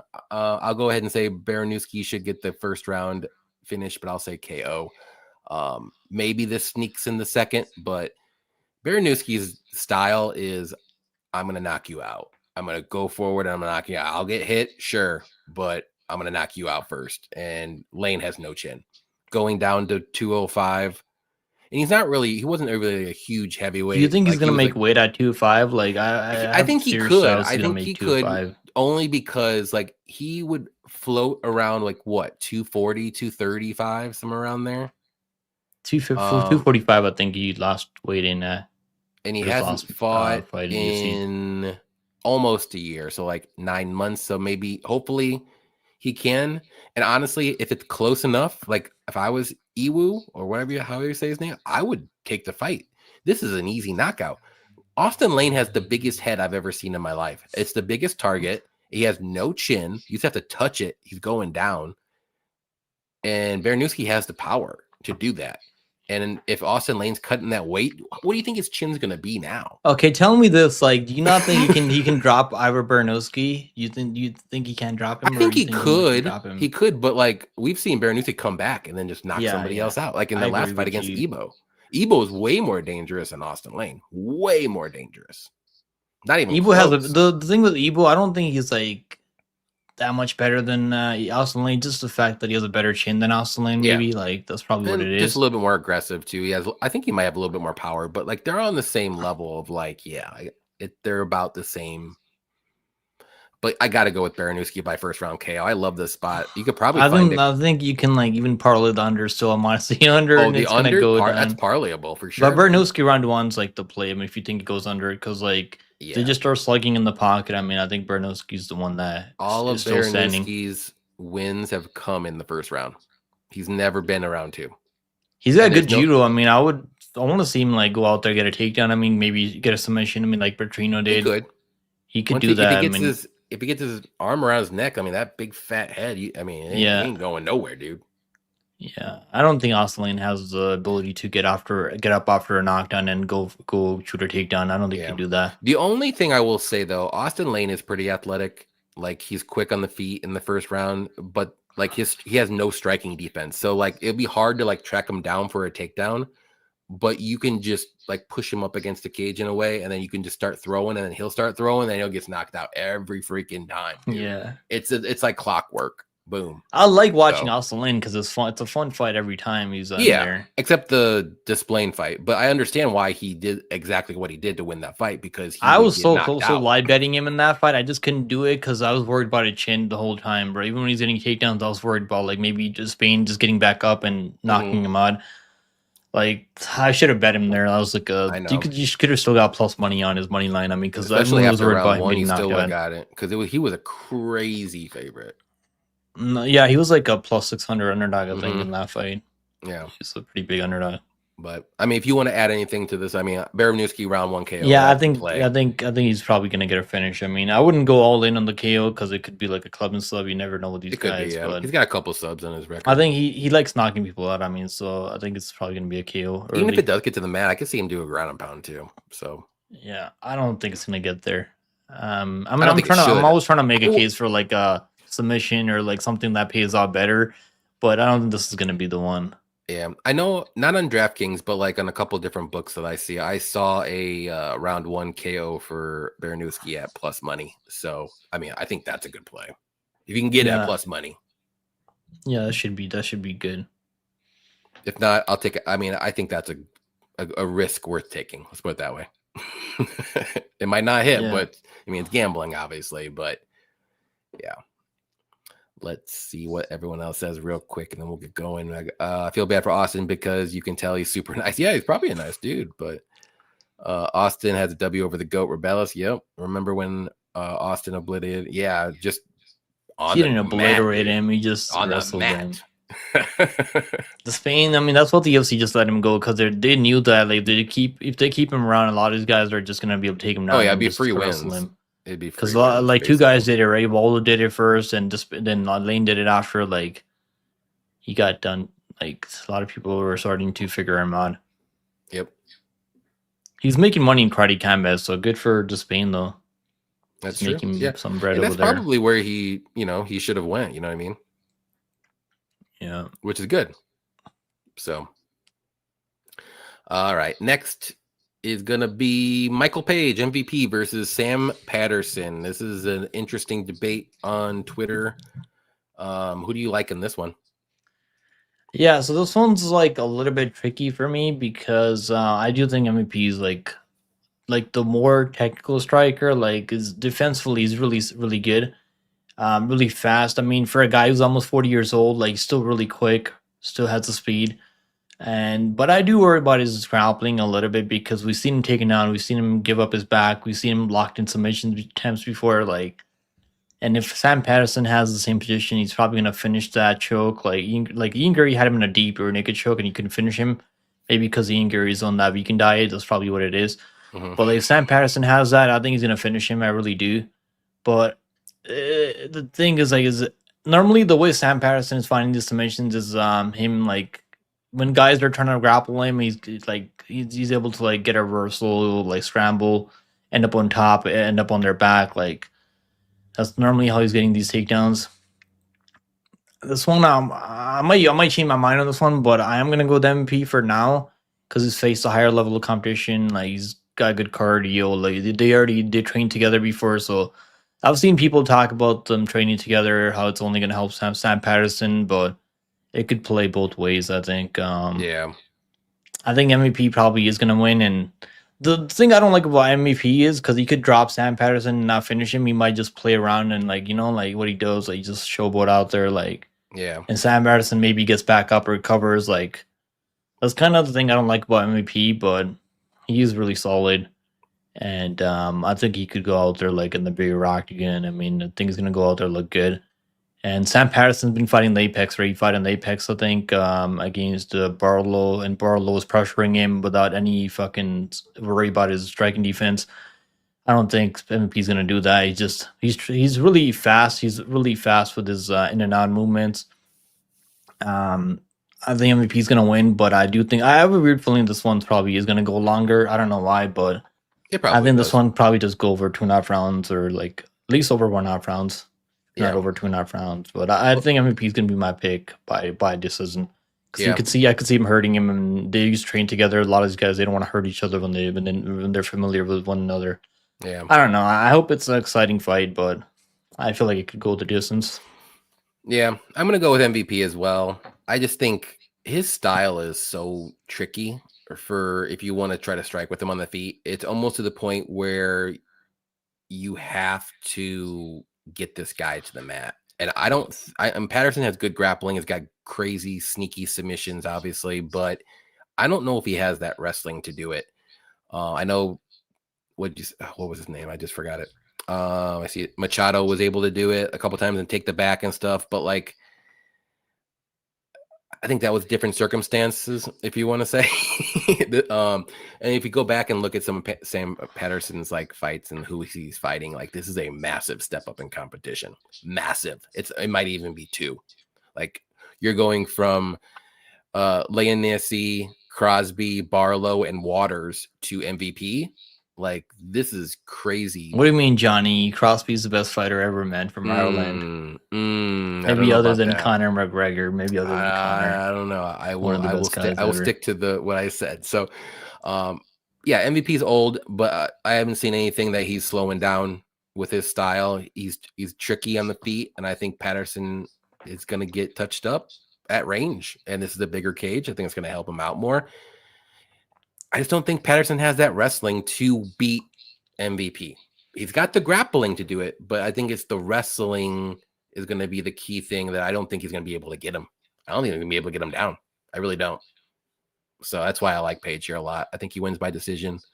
Patterson is pretty tough. He can get dropped, but he's pretty durable. He'll get back up. Yeah, he's been more durable up at 170. He's been knocked at 155. Yeah, and he looked like a little baby giraffe at 155, and he just looks like a giraffe now.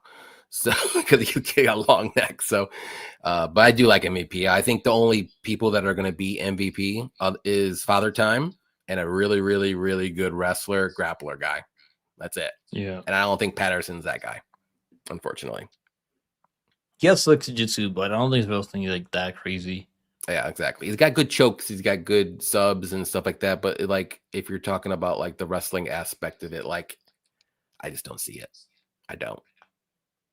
That's just me. I like for the MVP win a lot, to be honest. Pretty high up there.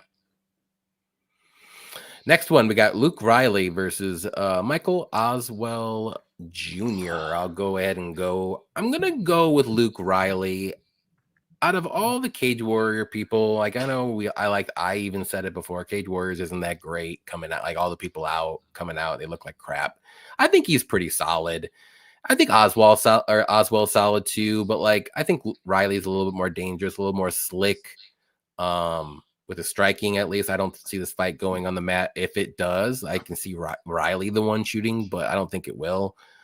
I think Riley will be landing the better shots. I think Oswald will be eating them as well, but he'll be throwing more volume. That's just his style. He pushes forward and he just throws more and he gets hit more and stuff like that. But Riley should be a little quicker on the feet, a little smoother with his striking, a little slicker. I think this goes to decision. Maybe Riley finds a KO, but we haven't really seen Oswald get hurt too crazy. If he has got hurt, I mean, I haven't seen it. Let's put it that way. Like he got back up, or I don't even think he's been dropped. I can't even remember, to be honest. But he gets touched up a lot. He's usually bleeding at the end of the fight, but he's always there. So, but give me Riley to win. I'll say by decision. Fairly confident. What do you think? I agree with you. I think, I mean, Aswell isn't a bad boxer, but his issue is like he just doesn't really wrestle. No Like he doesn't striking really have a defense. backup plan. Like he has like okay takedown defense, but at range he's gonna struggle because he's not good at range. Like he doesn't throw a lot of kicks. Like doesn't really do anything dynamic. Like boxing, he's yeah. only boxing. He's everything in the pocket where he's good at. And he got a little bit of a gift. I mean, his debut right over Lucas Almeida, and we all cashed on that. That Yep. was easy for all of us. For 'Cause I was sure. worried. Yeah, I was because worried they might we've cancel seen that the fight. hand. We've seen it. Yeah, everyone knew what was going on, and the fact they let that fight could like actually happen is crazy to me. Yep. Because the commission shouldn't have let that go on, but it was good for us. It was good for us. I wish I bet the round 1 KO because some people out there were betting round 1 KO. I was like, I just bet the KO in money line. So I'm disappointed. I didn't want to be greedy. Yeah, yeah. I'm pissed that I didn't bet the round 1 because that was like plus 800, plus 900 round 1, and Almeida was absolutely. I mean, I think he got cut off for that, right? I don't know if he got cut, but he probably didn't. I don't think he's with the UFC anymore. Yeah, so he's just collecting his last paycheck. But I mean, Aswell isn't terrible, but like, I remember like him when he fought Bogdangrad, like he just didn't really like hurt him too much. Like you couldn't really put him down even once. And Grad's like chin suspect a little bit. He's super hittable. Like, and we've seen a couple of guys drop him. We've seen Luke Riley beat him. Yeah, so like MMA math, like, it works every time. Yeah, that's what I'm saying. Like he was like taking down Luke Riley early, and then I actually hit the live bet on Luke Riley after round 1 plus 120. Then he knocks him out 10 seconds later. Couldn't have gotten better for me. Couldn't have got better for me. I love when that happens. It never does. Yeah, but I love it. I told everyone in my Discord like that. Vlachi's gonna go out there, like he's gonna get out wrestled, and now he's gonna go out there and win the next round. And maybe like finish him, but then he knocks him out in the first 10 seconds. I mean, couldn't have been more. He made me look like a genius out there. But I mean, but I'll say like I'll mention something about Luke Riley. Like he's been hurt before, he's been dropped before, like outside in Cage Warriors. Like so, it's not like this guy has got this iron chin. He can be hurt, he can be dropped or like knocked out. There is a world where Aswell can put hands on him and actually catch him in the pocket and drop him, but he's got pretty good recovery. He's got good cardio. But this one's going to be a bit of a banger. I like the unders, man. The fight doesn't go the distance because I do think they're going to strike with each other. They're obviously 145ers, so like normally you don't get a lot of KOs. Even the Delgado and Fili fight last week, I was expecting that fight to go under, and that somehow went the distance. I mean, so I was like, too actually. It's hard like betting the unders anymore. Like I really do want to bet this fight doesn't go the distance because I think it's still plus money, plus 100. Yeah, I see. Because I do think they're both gonna. You could probably get plus 100 somewhere. They're both gonna strike with each other. I don't think Luke Riley's gonna go out there and shoot takedowns. Aswell's not really type to shoot takedowns, so it's gonna be a stand-up fight. Luke Riley has power. Aswell also has some power. I think the fight doesn't go distance is probably the bet here. But I can't parlay Luke Riley minus 300. I can't do it because I've seen him hurt before. I've seen him drop before. He was like minus 300, I think. At one point, now he's minus 250, I think, maybe now. I don't know what the line is now. Minus 260. He's probably going to be like minus 300. I haven't seen minus before the fight. I mean, he's probably going to be minus 300 before the fight. Yeah. I think he's okay for parlaying. Like, I don't think he's amazing. If you think this fight goes a distance, then I think you should bet the plus enough on as well. If you think this one goes a distance, because I think then, yeah, he's probably going to win around. If it goes all 3 rounds. I mean, fight starts round 3 is minus 210, so that's better than the money line for Riley. I think we're gonna see a knockout here. This is a good matchup for Luke Riley, a guy who's gonna stand in the pocket. I mean, just like they're gonna slug it out. That's probably why the UFC is giving him this matchup, a guy who's not really gonna go out there shoot any takedowns. See, this is why I was kind of getting towards with the Campbell Silva fight. I was like, I think this is like they're giving him a kind of a good matchup here. So maybe, I mean, but like Danny Silva is actually gonna like he'll go out there shoot takedowns. Yeah, he's not gonna really like fold. The guy who's gonna stand there. I just don't think he's dangerous enough, and that's just me. going back Like to that Daniel fight. Silva might go out there shoot his own takedowns over That'd be Campbell. It wouldn't shock wild. me. It wouldn't shock me if he actually went out there and shot. That would shock me because I'm sure he would probably Campbell would be like, okay, I'll just get taken down and then try to reverse you. Yeah, I hope he doesn't do that, but I'm just saying, like, he's the type of guy that just to prove a point, he might do that. Just like, he shouldn't do that. It's not smart, I think. But yeah, I think Luke Riley is gonna find the KO. I'm gonna go third round KO because I think it's gonna take him a little bit longer. I think so too. If there is like one. Aswell has a good poker face when he's hurt. Like he's been hurt before, but he's got a really good poker face, really good chin. So I think it could be like a standing TKO. Like the referee calls it off. Luke Riley just letting his hands go, digging to the body. Like he's really good at that, mixing up his targets. So I'm gonna go out there like a late KO for Luke Riley. I think he's gonna go out there and get a finish here. I like it. Yep. All right, let's go. I like Aswell, man. I bet him in his contender series fight. By the way, I think I did. Should have won that fight. It was Bogdangrad, I think. Bogdangrad. It was Bogdangrad. I mean, it was Bogdangrad's second contender series fight because the first one he took on Tom Nolan. Yeah, he got knocked out. I mean, so that was the second opportunity. And it was a close fight. I thought Aswell won the fight. I bet him a plus 110 there. I think they gave it to Grad. I mean, it was a really like they weren't dropping each other. It was just a stand-up fight. One of the best fights of the year. But this is going to be a fun matchup. I mean, this is a fight that I'm definitely looking forward to. There's a lot of fun ones, and there's some, like I said, there's some that should have ended in about 2 minutes. So probably one fight that won't end in 2 minutes is going to be a Masvidal Evloev versus Lerone Murphy. I'll let you start this one. Yeah, so like we all know this is a striker versus grappler matchup, but I think people are just like sleeping on Evloev striking completely. They think this guy can't strike at all. It's crazy to me. Because the striking has been getting a little bit better, man. I mean, he knows, like, he's really good at, he's got good fight IQ, the way he feints those knees out the middle, like, because he knows you're probably expecting a takedown, so you're going to drop your hands down. He's really smart, man. Like, I think people are just not really rating his striking at all. Like, I've seen a lot of people just going Murphy this week. I mean, I get it. He's the hometown guy. Like, he's not a quitter, right? He's pretty tough. I mean, he's been 5 rounds a couple of times now. Like, he's going to be there the whole 5 rounds, I think. But I think there's levels, man, in grappling and takedown defense. I like Murphy. I've cashed on him. I mean, I remember like a lot of people were picking Barboza to beat him. We just seen one. A lot of people were like, that was all grappling for 5 rounds, and I mean, yeah, the Charles fight. I mean, but I think Murphy's gonna win a couple of rounds here. I think he might win like 1 or 2 rounds here, maybe. But I think the striking, I don't think Murphy's gonna just destroy him on the feet. He's not gonna do what he did to Barboza, just beat him up for 5 rounds. Like, and then I don't think he's gonna do that. I don't think he's gonna do what he did to Emmett. Emmett was still like marching for. Emmett's not really technical at all. I think Evloev has better striking than Emmett. Obviously, not the same power, but yeah, more technical. A lot more technical, but I think Evloev is going to be able to. I am worried because he just went to London just a couple of days ago, so he's not really going to be acclimated to the time and the weather there. It shouldn't be too much like difference. That might affect him a little bit. Maybe it might affect him. I don't mean, who knows? But I think Evloev is going New York to LA. Is it really? I don't think it's that crazy much. Maybe 4 hours tops. I'm only assuming. I could be wrong.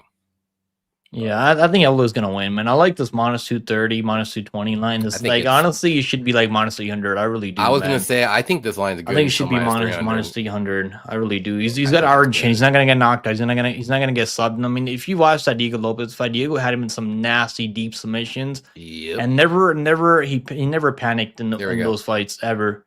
Mystic says only a 3-hour difference from Russia. Is he from like I don't? Does he train in Russia? Like I thought he trains in American Top Team. Doesn't he train American Top Team? I think you could be right on that one then. He trains at American Top Team. I mean, Mozart. Yeah, he does. So maybe he was on American time, which that's going to be like a 6 or 7 hour difference. Unless he was training in Russia or whatever. I don't know. I don't keep up with fighters like I like the fact that he's from American Top Team. He's got the wrestling. I mean, like people talk about like how he's not dangerous, but he's hurting some of these guys out there, man. He hurt Danny, gave it a nice knee up the middle. Like he hurt Arnold Allen with the jab. I mean, so like he's not really finishing these guys, but he's hurting these guys too. I think he can hurt Murphy too. It's not like we've never seen Murphy hurt before. Like he's been wobbled a couple of times. So like he's been dropped. I mean, we never seen Mozart dropped ever, have we? We never seen him drop before. I'm trying to think. The only fight. Let me look and see it, just so I can maybe remember in my brain.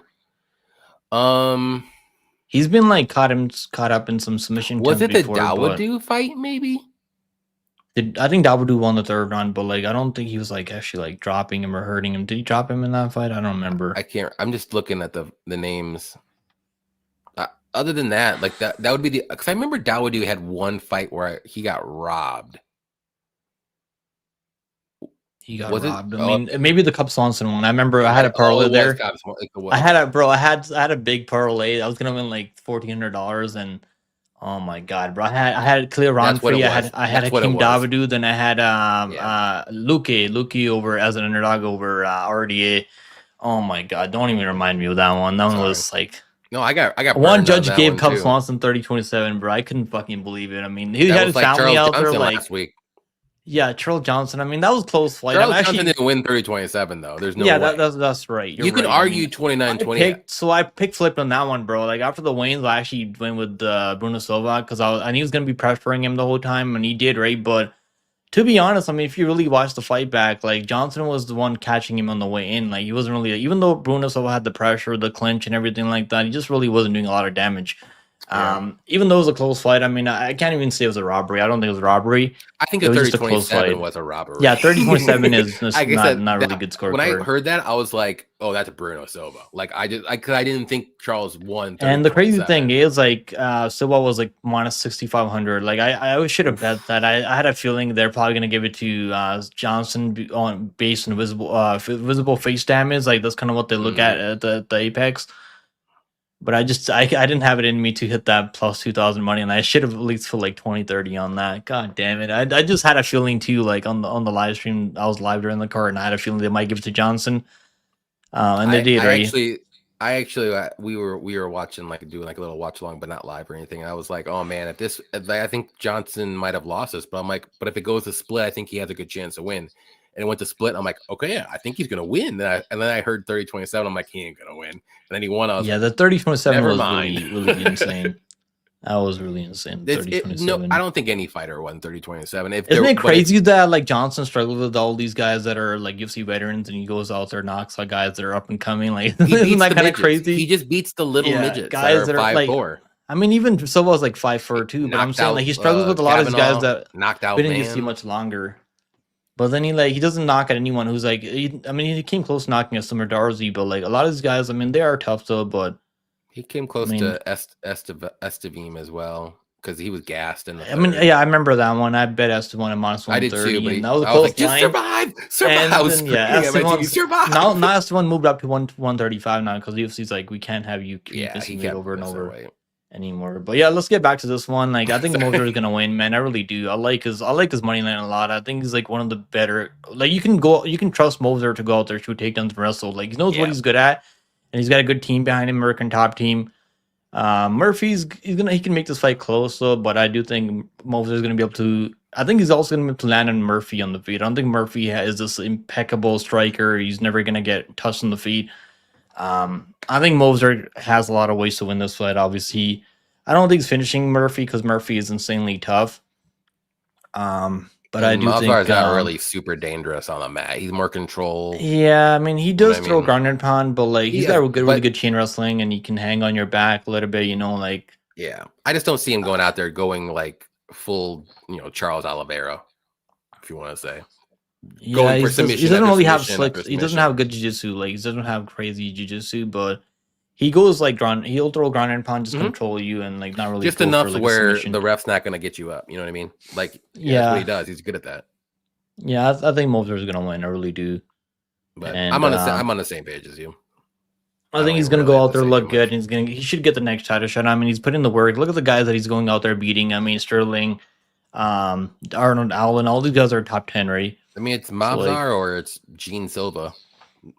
I don't want to see John Silva. I mean, maybe it's going to be more exciting. Him and it'll be way more exciting. But Mosvar does need to get a title shot at some point. You know what I mean? You can't just like not get these people in there. Like, unfortunately, like I think Moser beats John Silva easy. I really do, man. I really think he would beat him easily. You're right, like, especially in 5 rounds for sure. I think he would take him down. I really do. I mean, I don't think Jones would knock him out. I don't know, man. I mean, But you I never don't know. think he would knock him out. I would say no too, but like there's a world like I could see it. I picked Arnold Allen to beat Jones, by the way. I I did mean, too. I think he could have won the fight. I mean, I he picked. was I he think was I looking picked good. him, and I also bet Arnold Allen like plus 3.5 spread, and the judges didn't see it that way, and I was pissed because that's why I kind of don't bet 3.5s anymore. There's always that one judge with a 30-27, which makes no sense. The rando 30-27 screws you. Yeah, he's probably working for the bookies, so they don't have to pay out on that bet. That's probably all it is. But yeah, let's make a parlay now. Let's make a parlay. Let's do it. Yeah, like I said, I'm same page as you with Bobstar. I think I love the line. I think he wins a 5-round fight, especially if this was a 3-round fight. Maybe I could see more people being on Murphy, but if we're going 5 rounds, like Murphy needs a KO early. Otherwise, he's gonna get taken down. Yeah, like Mosberg can go out there, win a couple of rounds, and then take a couple of rounds off and win one more round. Like he's only gonna have to get a takedown at the end of round 2. Like that's what he's really good at. Even against Sterling, when he's getting out wrestled earlier in the rounds, and he gets a takedown later. Like that's kind of what he's really good at. Mm-hmm. He's got good IQ, man. Like he knows what the judges want to see, and normally they want to see guys like end the round on top, and that's all they remember. They have really short memory. That's kind of what can happen here. I think Murphy's he's gonna have to take over completely. He's gonna have to defend all the takedowns in the later rounds, and I just don't think Murphy's knocking him out. I mean, it was one thing betting him over Aaron Pico, who's a chinny guy. I mean, leaves a lot of openings in the way, and he just doesn't like. I don't know, like Aaron Pico's. I've been watching him in Bellator, and like he just every time he starts having some success, he just doesn't like respect his opponents anymore. Like he'll just rush in recklessly, like. And this cost him a couple of times. I picked and bet Murphy against Pico only because like I just didn't trust. He's sometimes he's a little too aggressive and he just gets knocked out, and that's exactly what happened. Yeah. I mean, I didn't expect it to go that way, but I didn't really trust Pico's like wrestling either. I trust Mafsa's wrestling way more. So another reason why. Yeah, I think he's gonna go out there and win. I do think this fight goes all 5 rounds. I think so too. I think the over is like not a bad parlay piece too if you want to play safer. But I like Moser money line. I think he should get this one done. Mm-hmm. Yeah, the over 4.5 is minus 345. Shit, I'll just. Yeah, it was like minus 200 something like a couple of days ago, and then obviously money's been coming in the over. Yeah, which makes sense. I mean, yeah, Mobstar right now is minus 260. Do you want to since you're? Yeah, let's throw him in a parlay. Let's throw him in like throw him in there. And let's do one more leg. Who can we super confident? Who do you like the most on this card? I mean, like Mobstar's up there. I like Michael Page a lot. I'm looking at that one. Like I'm a little worried about that one because we've seen him on the ground. We've seen him like give up his back. Like that one just worries me just a little bit. Yeah, just a little bit. Other than the big favorites, I mean, maybe we can try to do something with that. But what's Mantis ITD? I'm sure that's. Oh my god, it's minus 400. God damn it. All these big favorites. Even if you try to do like a certain prop, it's going to be crazy high. Oh my god, maybe the over in that Solon Jones fight. What about that one? I like the over in that one. What is that one at? Let me see. Minus 180. Minus 188. Yeah, I don't think it's that bad. One. I think both guys are pretty durable. What's fight starts round 3 just for shits and gigs? Not sure. I'm gonna bet minus 245. Sure. We can probably do that. It's a minus 105 on DraftKings. That's pretty good. I think if you want to do a little safer. I like that. I like that 2 leg. You want to do that? Yeah, let's do Evloev and the over in that fight. Fight the over 2.5, or you want to do fight starts round 3? Over 2.5 rounds is good, I think. What about you? I mean, it's up to you if you want to go with the fight starts round 2. Fight starts round 3. If we parlay those together, it's minus 105 or so. If we do the over 2.5 instead, it'll be like plus 112. So it's only gonna be I like the over. I mean, I think it's good. I think it's gonna go the distance. I like it. Let's roll with it. I think that fight should go the distance. Let's do that. Mobstar. Plus over 2.5. Jones. Then we can make another one after. Yep. 1, 1, 2. You want to do a crazy one now? This is gonna be the safe one that we like here. Okay, that's the one that I think is pretty solid. We can do like a long shot one. I mean, maybe like a cycle one, like one fighter by KO or decision in. I like that. It's not good. Let's do. Okay, let's do. Shit. all the knockouts are like gonna be so terrible. That I gotta get in FanDuel for this one. I think. Oh, FanDuel has the best ones for sure. Got better props normally. I haven't played a cycle parlay on this card yet. Normally I play that for every card, but I haven't played it for this card yet. Yeah, this is the big parlay, like the crazy one that I usually do it like every week is on the show. So whether it's a cycle or not, so this is like the one I'll be doing. I mean, I like Michael. I don't know what this is. Michael Page by decisions plus 200. Okay, we can throw that in there. I mean, that to me, I think he wins by decision. What if he wins like 8 out of 10 times? Like he's not gonna. I don't think he's gonna knock out Sam. I think that should be solid. We can do Barnowski round 1 KO. We could do that, but it's like -105. We could be safe in like one of the legs since we got a plus 200. Yeah, and we can do submission for someone that has who's more life for submission. Ooh, that's a good question. Let me look at the card. Maybe Mantis by submission. What do you think? Plus 330. No, that's like by submission. It's plus 330. It's terrible. I think he's live. I mean, it should be round 1's like what's round 1? Mantis by submission plus 380. Mantis by submission. I don't think there's a lot of submissions on this card, to be honest. We can do like, I don't know. It's up to you. I like Page by decision. Let's do. Let me look at these KOs and see. Do you like Brando by KO? Brando by KO. Yeah, we can do that. I mean, I'm looking at that's pretty likely. -105. It's pretty likely, yeah. And what are the odds we have to get to? Plus 1,000? I like to get around plus 1,000, but we don't have to get exactly there. I think Duncan by KO is pretty likely too. CLD by KO. Plus 130? Plus 135, yeah. That would be 1247 on DraftKings if we did those three.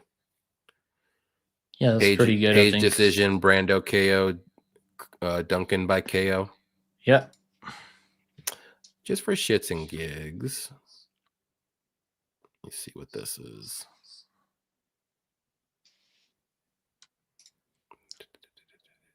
Where are you? There you are. Never mind. Wait, what? That makes 0 sense. What happened?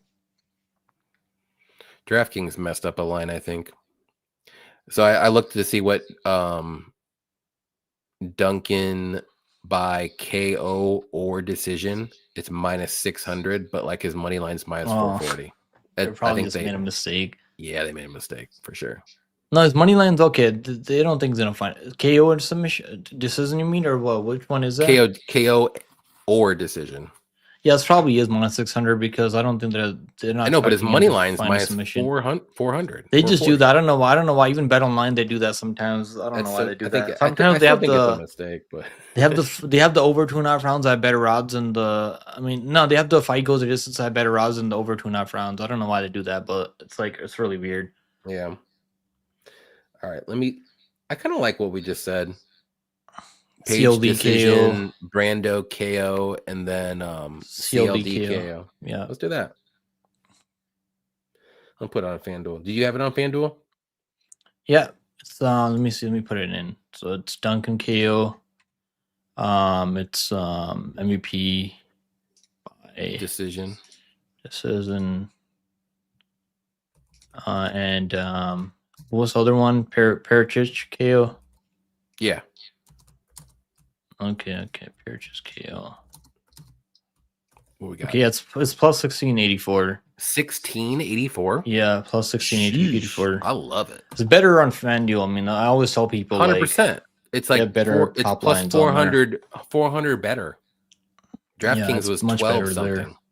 Like parlaying money lands on FanDuel is not the greatest, but it's better. Better odds for props only on props, only props for sure. I think that's pretty likely. Page bike. I'm probably gonna play that a little bit. Brando KO, CLB KO.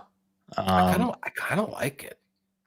I think Page. I do worry about Page maybe getting KO or like him getting taken on a little bit, but he's like he'll let people back up. I mean, when he drops them, so I think this, yeah. Patterson's only been KO'd twice. Once, and it was at lower weights. Yeah, 155. Yeah, and when Page isn't really a crazy KO guy, he's just like if he catches you with an elbow or something crazy, he might be able to KO. But Sam's eating a lot of stuff, so yeah, it's pretty tough. I mean, I'll give him that. Should be entertaining fight. I mean, it's a good stylistic matchup. I like it. What do you think? What they're gonna do with Page after if he wins? Like, what can he do with him? Does he stay at 170 now, or is he going to move up to 185 back? I think whatever the UFC wants to do, I think he's game. I think he should stay at 170 personally, but if he goes to 185, like he's never going to finish anybody. You know what I mean? Like it's like Kevin Holland's experiment. Yeah, just Kevin Holland needs to stay at welterweight, whether he wins or loses, because whenever he goes to middleweight, he just gets out wrestled, and he loses every fucking time. Like I think that will happen to Page eventually against somebody in middleweight that's like good wrestler and or grappler, because they're going to be way bigger.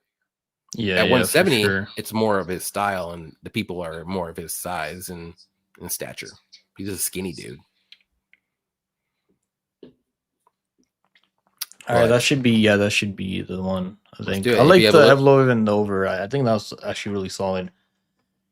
Bring Evloev money line to even money. No, Evloev like money line, and because him by decision is like what, like minus 150, minus maybe 120. Like, yeah, just take the money line. I mean, it's a 5-round fight. You never know, something crazy can happen.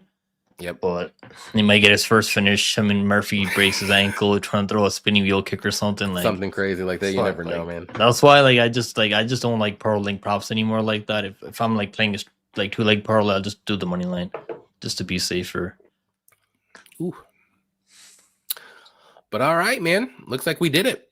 Look at that. Let's go. I love our two bets. I mean, we got it done with under 2 hours. Not that bad. That's how we do it. That's how we do it here. Let's go. But if we go over, I don't mind either, because me and Cody, we went like 3.5 hours, one card. That's crazy. 3.5 hours is crazy. We were talking in the chat though. We were like, okay. Every freaking fight we were like going. Is he going to be back next week, Cody? Or I think so. He's had. I think his birthday is this week, and he said he was going out to dinner with like a whole bunch of family and stuff tonight. Really? So I'm like, all right, cool, it's fine, it's all good.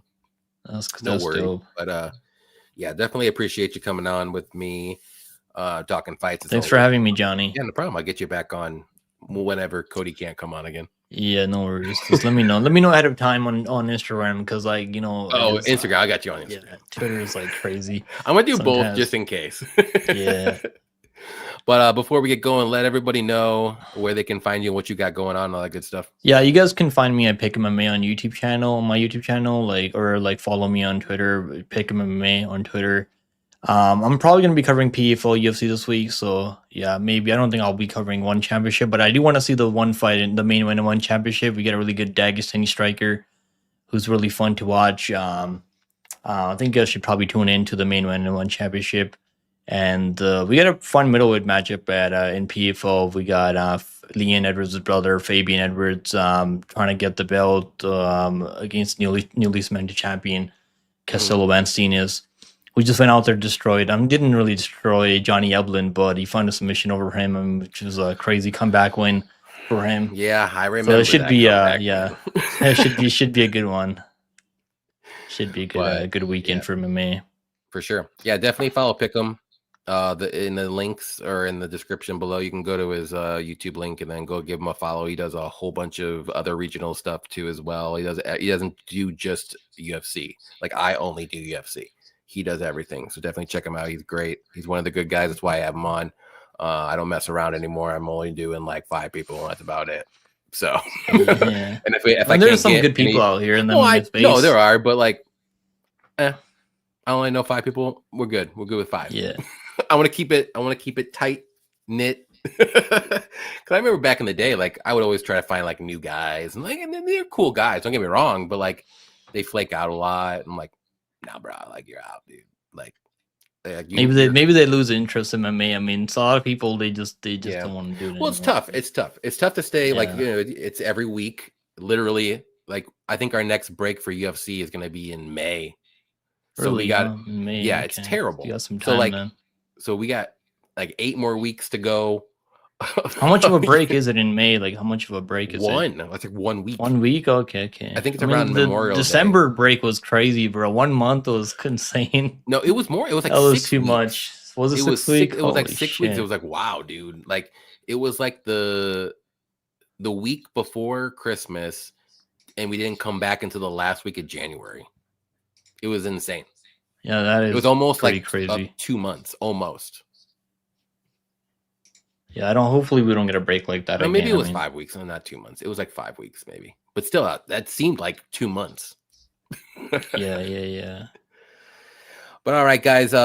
Thank you for hanging out with us, and hopefully we gave you some picks and bets that. Yeah, always do your own tape study, by the way. Like, don't just rely on other people. Like, that's what I always tell everyone.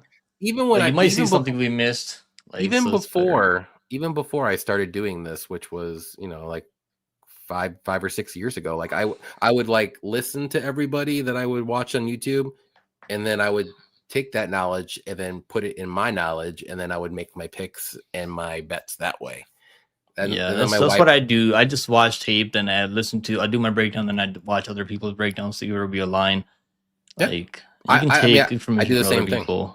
Like after I do my picks and stuff, I like go and watch everybody's and see what they think, and I'm like, man, I don't feel as confident, or now I feel really confident. You know what I mean? One of those things, or maybe I'll make that bet now because this person like told me something that I didn't even know or I forgot about. Like, oh shit, I like that. Let's go.